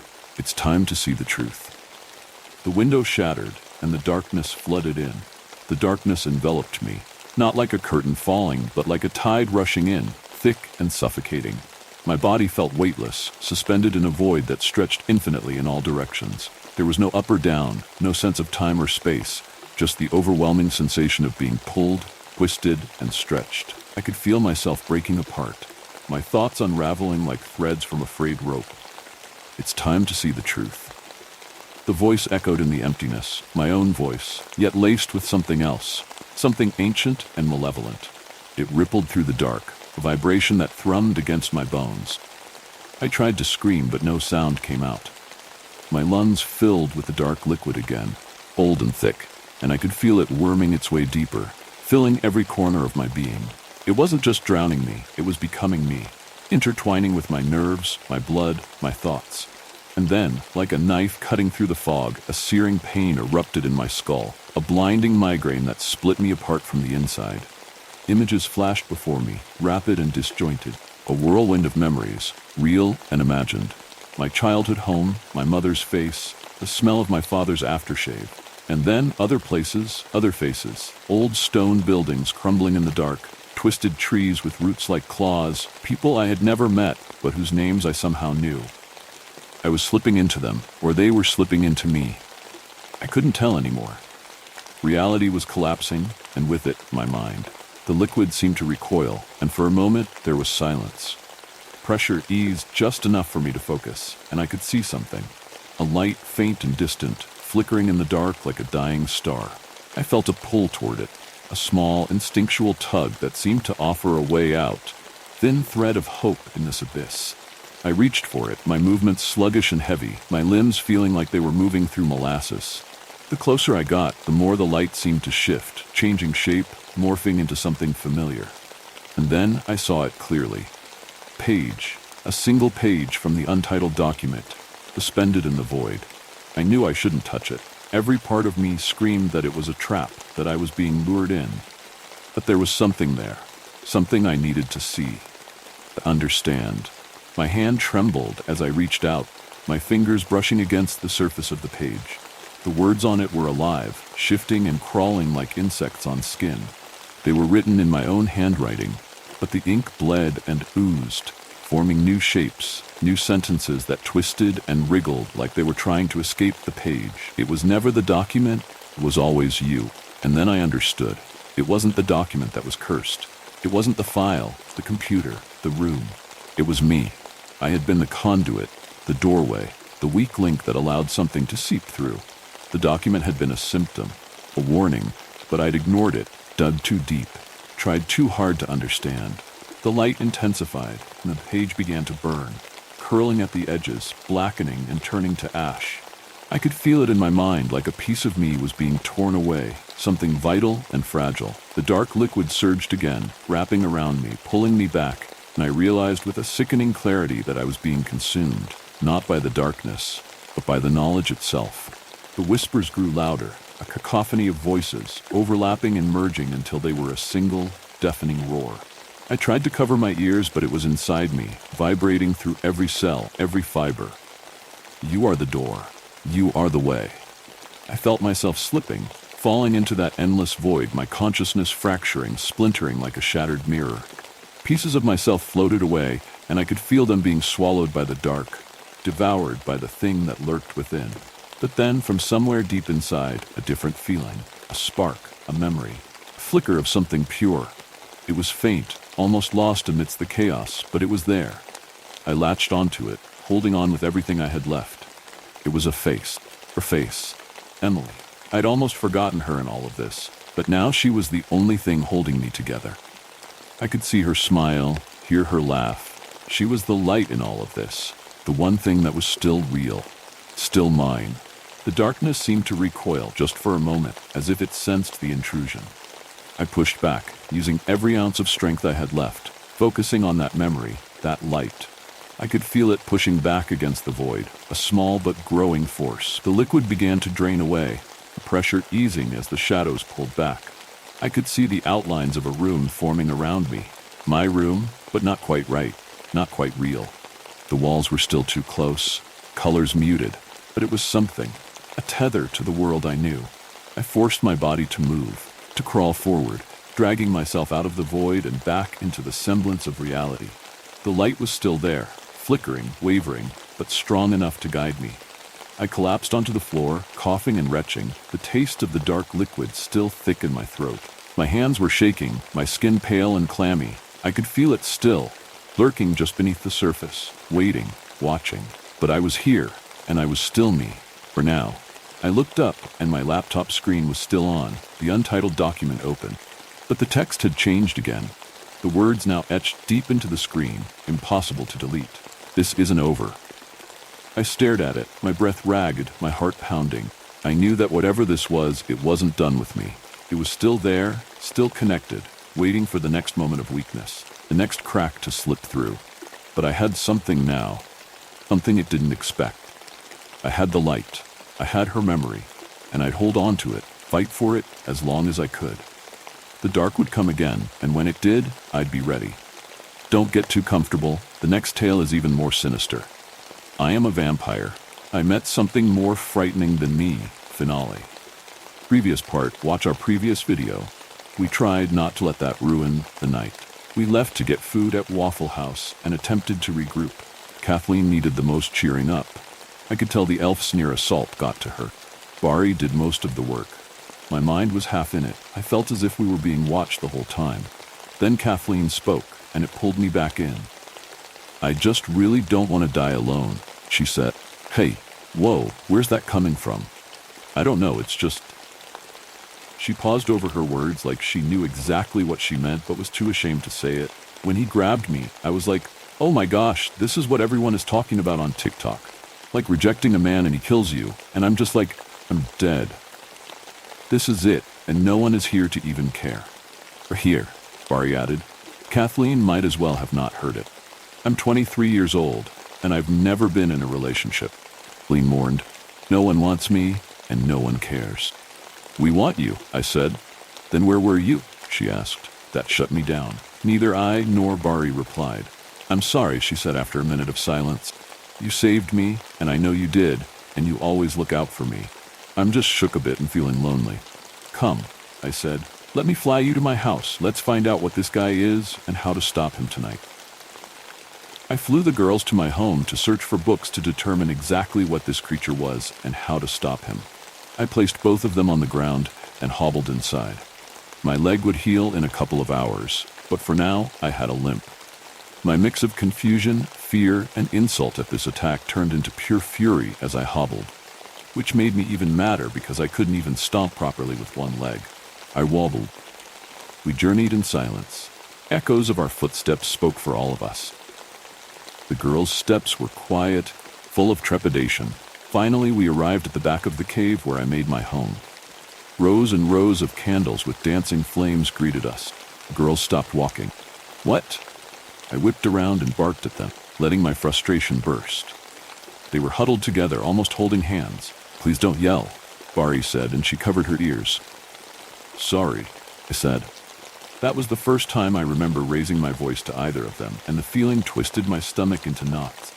I stepped toward them to hug Bari. Bari always craved physical affection, but she took half a step back. Oh, I said aloud, not wanting to make her feel awkward, but because I couldn't believe it. No, wait, sorry. You didn't do anything. Well, you shouldn't yell. It's just... You live here? Kathleen interrupted. Oh, what a sight they must have seen. I forget how differently we live from you. We are just a darker people, in tolerance and fashion. Portraits of my ancestors, men and women, line the wall, all in traditional fashion. They sit crouched in black leather with our family's blanket on them, their fangs bared, their weapon of choice wet, and the head of the victim of choice on the floor. There were at least 100 pictures on the walls, and many had cow heads, rabbit heads, and chicken heads. We don't eat only humans, but of course, the first pictures they saw were of my oldest ancestors, and of course, freshly cut human heads were on their portraits. I hate that I could hear their hearts beating faster, the shuffle of their feet wanting to escape, and I saw the judgment in their eyes. Yes, I said to Kathleen. They traded glances with each other and came in. That put my heart at ease. I brought them to my library and tried to show off as little of my place as possible. My heart was at ease, but my shame had not left. Regardless, together the three of us went through every book in the library to find out what exactly was attacking us. Wait, is this true? Kathleen mocked. Kill a vampire, get a miracle? She quoted the unholy book. How would I know? I shrugged. I don't know. Some people say we're cursed or not part of God's design or whatever. That would explain your taste in music, Kathleen smiled. Drake over Kendrick is insane, especially considering. It's not true. Whatever, Kathleen closed the book and frowned. That's mean, though. I'm sorry you had to read that. That can't be nice to hear about yourself. I shrugged. That level of intimacy made me awkward. It was quite unpleasant to read, honestly. Especially since I knew no other vampires, and some days I frankly didn't like myself, so I thought, what if the books were right? What if we were cursed? Hey, did you hear me? Kathleen rubbed my back with the gentleness a good friend shows. I'm really glad we're friends. Same, Bari said as she read a book and then waved it in the air. I found something about him. We gathered around and she summarized the passage. It looks like he's a lusting elf. The lusting elf is an abomination, half elf, half demon. Doesn't understand any concept other than greed. The lusting elf sees his life purpose is to have everything his mind desires. He'd rather die than not have his lust satisfied. He or his friends will approach a target 3 times to get what he wants, and if he is denied all 3 times, he's gone. Okay, great, so we just have to prepare for him 3 more times, and then we're set. I said, still anxious about the situation. Let's go home. I dropped Kathleen off last and offered to sleep on her couch to help watch over her. I still felt that creeping feeling that someone was watching us. I did leave her side, though, because I smelled the blood of something non-human. I wish I hadn't. This is what happened. At perhaps 2 a.m., while I flew down the streets chasing what I believed could be the man in the plaid suit, based on the smell of his blood, something entered Kathleen's house. This something cracked Kathleen's bedroom door open. The heart-stopping groan of the door roused her from her dream. She had enough time to let out half a gasp before she shut her mouth. Something entered her room and slammed the door. It didn't bother with silence. "Are you cold?" Thing whispered. Its voice was deep, adult, and male. Its outline barely visible in the room. The only light the blinds allowed was a small thread from the street lamps outside. "Huh? What? What?" Kathleen whispered. "Are you cold? You have a weighted blanket, so you're either cold or lonely? Are you, the guy from the bar?" "Him? Oh no, not me." It seemed confused at the question. "He sent me, though." "Please leave."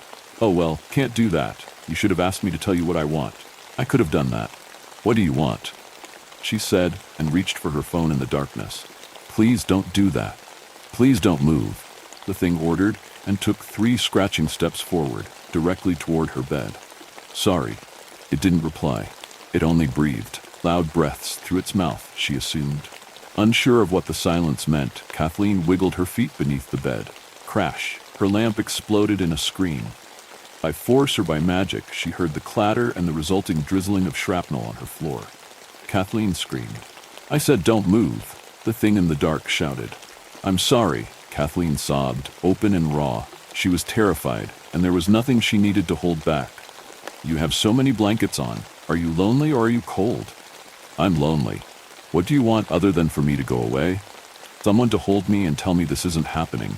Her words morphed into pitiful, childish blabber. The thing did not comment on that. Walked closer and closer still, until it bumped into the front of her bed. Thump! The bed said, and Kathleen did not respond. She could not respond. "Do you want to ask me what I want again?" Thing whispered. Kathleen flinched in an attempt to nod her head, and then remembered he demanded stillness. "What do you want?" The thing in the dark thumped twice against the bed frame. Thud. Thud. Then it climbed into the bed. With the gentleness and absence of an Arizona breeze, it pulled back the covers to reveal her toes.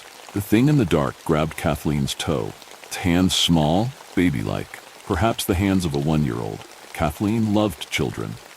"Before I begin," the thing said, "I must ask you, do you still deny the advances of my friend? He is why I am here, to get you to accept him. Will you accept him as your master?"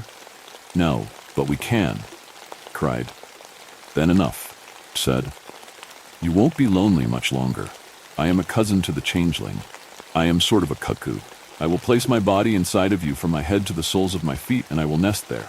You will never give birth to anything that lives, and the babies who die, you selfishly choose to have them, shall be denied heaven and hell. Their souls shall journey to be slaves for all eternity in the other world."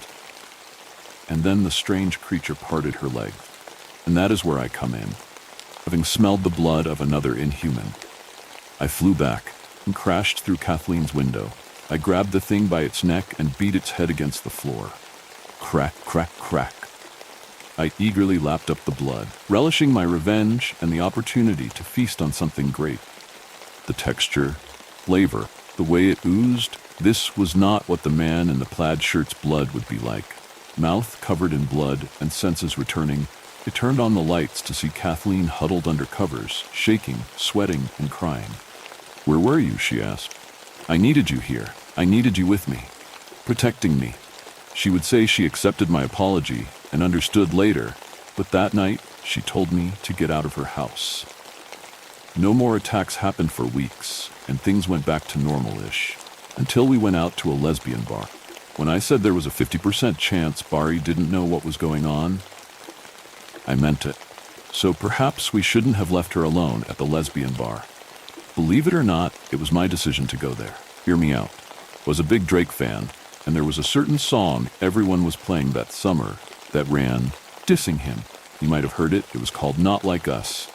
Certified Lover Boy, Certified Pedophile, wop, wop, wop, wop, wop, that song. It played everywhere, multiple times a night. So of course, I went to the one spot in town it would never play, or so I thought. Long story short, it did play. The song played, and Bari proved again why she was the best dancer out of all of us. A crowd of lesbians formed around her, enamored, cheering, and throwing back drinks as Bari Crip walked in a circle to the song. For those that don't know, a Crip walk is a dance that came from the Crip gang. It's a complicated side shuffle that impresses at a party. Bari, although definitely not a Crip, had mastered it. I believe she liked dancing because it was so simple. Do good moves, people applaud. Unlike relationships and social dynamics where there were so many lies and half-truths that confused Bari, Bari was too authentic to understand that, and I loved her for it. She bore her soul as she danced, slight smiles popping out as she moved. She was so controlled, every movement purposeful, no step wasted, honest. When she got bored, she simply freestyled until the song called for her to Crip walk again. She was extraordinary and in her element. I felt it was safe to go to the DJ and bribe her to play Drake, while Kathleen somehow found the only other single straight male to talk to. The song switched to something more slow and intimate, perhaps Drunk in Love. Feeling confident and proud of herself, one finger, Bari pointed to the crowd and beckoned for someone to dance with her. A slender pixie-cut, red-haired girl. In the flashing lights, Bari grinded on the girl as Beyoncé serenaded Jay-Z. Confidence growing and alcohol taking effect, Bari sang with Beyoncé and bellowed the chorus and name of the song, Drunk in Love. Their hips matched in sync, and Bari turned her head so her eyes could see who she sang to as they danced to the tunes of two American legends. As the song ended, Bari said her goodbyes to her audience. Bari looked for us post-song, exhausted but flattered by the love. As Bari walked through the crowd, she was confronted by the aforementioned lesbian. "Honey, you did so good," she said, and grabbed Bari by both cheeks and kissed her on the lips. "Eh," Bari screamed. She tended to scream like an anime character at times. "What?" the strange woman said. Her red lip gloss smudged. Bari motioned to wipe her mouth, froze, debating if that would be rude or not. She decided it was, and put her hand down. "Like, whoa," Bari said, "you can't just be kissing people," she said, and pounded away to the bar, cautious of the women who Bari thought still stared at her. At the bar, she was served by a yellow-eyed woman with a muscular frame, almost like a rugby player. The gaze of the bartender was predatory. Bari's blood chilled. Her mind screamed at her to run away to find us. This woman was too big, too strong. This one reached out. She couldn't escape her. The bartender lost interest in her and cleaned a cup. Oh, it appeared Bari had misread signals again. She mused over the moment and the previous one and dipped into depression. She could have sworn the bartender woman was looking at her strangely. She didn't want to hurt the redhead woman's feelings, she thought. She was just dancing. Was it her fault? Like Kathleen, she had been hurt a lot and would prefer not to give anyone else that feeling. She did. She felt somehow she had led on that girl. Her depression spoke to her. Lost in self-doubt, I imagine Bari didn't notice the bartender's expression change. How the bartender's massive frame could not be caught in any mirror. How, as far as the rest of the bar was concerned, this bartender didn't exist. No, Bari stewed in self-hatred. Why couldn't she get this? Why couldn't she get people? She was trying to be good, trying to understand people, and she sucked. She sucked. She failed. She got confused. That's all she was, all she'd ever be. "Oh, honey," the disinterested bartender said to her, seeming very interested in her again. Too interested, frighteningly interested in her, as if she was fresh meat to a starving man. Her eyes ate up Bari's body. Her smile bent beyond normality, and she leaped over the bar counter. Bari leaped away, unsure of what she should do now. No one addressed the menacing bartender. "They can't see me, sweet eye," the bartender sang. "It's just me and you. I'm glad your thoughts were so loud. You're telling me exactly what to do." The bartender was massive, a pale woman that could pass for a Viking. Folds and folds of wrinkles on her face aged her beyond this decade. I usually have to dig and dig and dig to find out how to play with one's mind. You were shouting it, the large woman announced. Before I begin, quick question.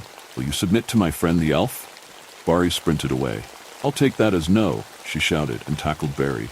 Let's see how many days you'll say no. I still do not know what creature this was. It was both weightless and held so much mass, it made Barry fall to her knees. The woman creature wrapped around Barry like a koala and put her somehow translucent hand in her skull and began to play.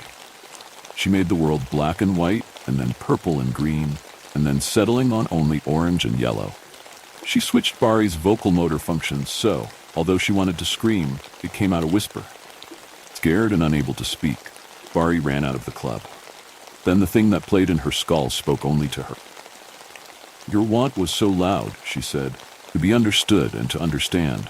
Oh, I heard your request, and it shall be denied. The woman on top of her disappeared in weight and vision, and yet, Barry could still feel her crawling in her head. The monster played a game of mismatch with the words in her brain. She felt herself forgetting the right words. Hello, goodbye, thank you, my name is help. All vanished. When to smile and when to frown slipped through her mind. How to get home and how to speak vanished. Barry knew how to sit, she knew how to cry. So she did. Her mouth turned into horrible and painful amalgamations as she tried to frown. And yet, someone still had mercy on her. Hey honey, are you okay? A group of girls asked as she cried on the sidewalk. No, I want to go home. It's what Barry wanted to say, but her mind couldn't form the word. Instead, she screamed. The girls ran away. This didn't stop her screaming. She screamed until her voice cracked into oblivion. The streets eyed Barry with suspicion and disgust. Barry felt this and mourned how she wasn't able to explain her case. She couldn't explain that she didn't have control. The girls ran away from Barry, and Barry ran away from the world, trying to find us. But her brain jumbled all of them together, and for 3 days, she lived as a vagrant, as a homeless woman in a dangerous city, cared for no one. When we found her, she was shivering in the rain under newspapers beside a garbage dump. Her bright dress from 3 nights ago was gone. Instead, she wore stained brown sweats and an oversized jacket. I do not know what happened to her in the 3 days. She never found the words to explain it. I didn't want the words anyway. I wanted revenge. The monster could not hide itself from me. I saw her and leaped from Barry. I leaped on it and plunged my teeth into its neck. Cold silver blood sprouted from it and wet my face in vengeful satisfaction. With 3 mighty punches, she unfortunately got me off of her. It grew strange, baddish wings and flew into the sky. I will kill her, I said to them, and that is what I set off to do. I was so mad it was comical in a way. This creature, this thing, really thought it could escape me. I had bitten into its flesh. There was nowhere it could go that I wouldn't find it. It's a shame too, because it blended so well as a human before me. She had a job. Cut off all the power in her office and stormed through the darkness. Like the true creature of the night I was. I'm sure I gave nightmares to everyone, but again, she escaped me. She had a boyfriend. I came from under their bed like the boogeyman. I knocked him unconscious, and she escaped. She had a son, I suppose at her ex-husband's house. She thought hiding behind the boy would be enough to save her. She thought I could not be so monstrous as to whisk her away in front of her child. But I was one, and that is what I did. Once in my home, I threw her on the ground and got to work. I only asked once where the elf was. She said she didn't know, as expected. I got to work. Knives, ropes, and tools of the trade of torture brought the answer out in 7 sleepless days. She was rewarded with a broken neck. She gave me an address to some apartment complex. Could have been a lie, I suppose, but my anger had not subsided. I decided blood must be shed. I flew to the 3rd floor of that apartment and crashed through. Glass shattered, and I pounced on a chair I thought was him. It crushed under my weight and split under my claws, but it was not him. I wanted blood. I wanted a battle and was met with silence. That made my blood run still. The living room was empty, but I could hear stirring outside the door and in the hallway. I didn't move. My fear of this man was coming back to me. I looked at a mahogany door leading to the bedroom and knew that's where he would be waiting for me. I did not want to go. Fear still shackled me. Unfortunately, I had no choice. This needed to end tonight. I pulled open the door and saw him dead. My revenge was again denied. I was shamed. This is not something a vampire does. This is not something a vampire can tolerate. Be denied their vengeance. I didn't even think I'd care. I never knew most of my family, only my mother, and yet I felt all of their long-gone eyes on me. By not killing him, I failed them. I shook the dead body and bit into its flesh to taste only dried blood. I spit it on his face and screamed. Someone knocked on the door. My noise had brought onlookers. I had to go. Still full of rage, I grabbed the paper off the bed and read it. Everyone has a cost, son of the Count. Don't blame me. You just have to remind mortals that they are mortals and they act as cruel as a mortal can be. Nonsense. I yelled and cursed the letter in the ancient tongue my mom taught me. I had not used it since her death. I tore up the note and spit on it for good measure. 3 attempts. I realized as I flew away. 3 attempts, and then he'd rather die. The first attempt was that night. The second was to attack Kathleen, and the third was to attack Ari. He was already gone. It was already the weekend again, and we all decided to go out. Disappointed in myself for not getting revenge as my ancestors would have, I didn't mention he was dead yet. I needed a couple of drinks first to swallow my pride. That night, we pre-gamed. I foolishly believed things had gone back to normal. In my mind, everything had reset. I was even playing Drake. I showed them one of his songs, Post-Beef, and we pre-gamed and drank until the world shook. And I was singing my heart out and swinging my hips like I was a Brazilian at Carnival. 36 in the chest, okay? 28 in the waist, okay? 46 in the hips, come swing my way. Swing my way, drop for me, sing for me. Brook your back and bend up your knee. Bad mind Jal can't friend up with me, no. As I danced, I noticed I still had dried blood on my nails. The blood from her boyfriend, no doubt. It seemed I had become the monster I never knew myself to be.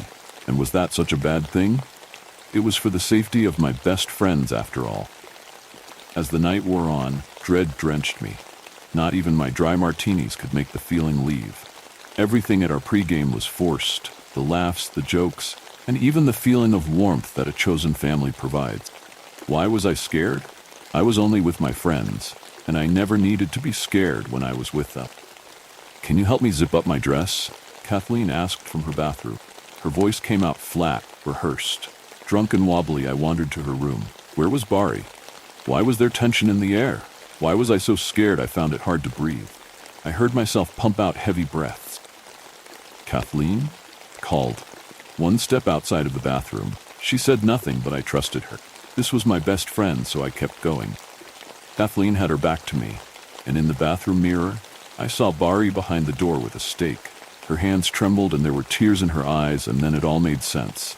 Time seemed to stop.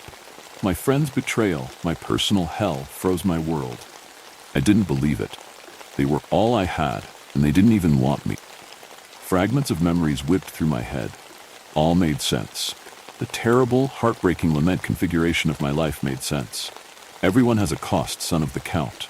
Don't blame me. You just have to remind mortals that they are mortals, and they act as cruel as a mortal can be. The elf said in its note to me not too long ago. Kathleen was almost cursed to not have a kid, what she wanted most. Bari was left misunderstood and homeless for 3 days. Like the elf said, they were faced with mortality and decided what they really wanted. They wanted a miracle, not me. Kill a vampire, get a miracle. I ran out of the room, popped out of a window, and burst into the night air. I have found a new cave, not the home of my ancestors, somewhere to die alone. There will be no revenge, no grand plan to dominate, nor bats haunting them to alert them of my absence. I didn't want it then, and I don't want it now. I wanted friendship, and you all have denied that from me. So I must be alone.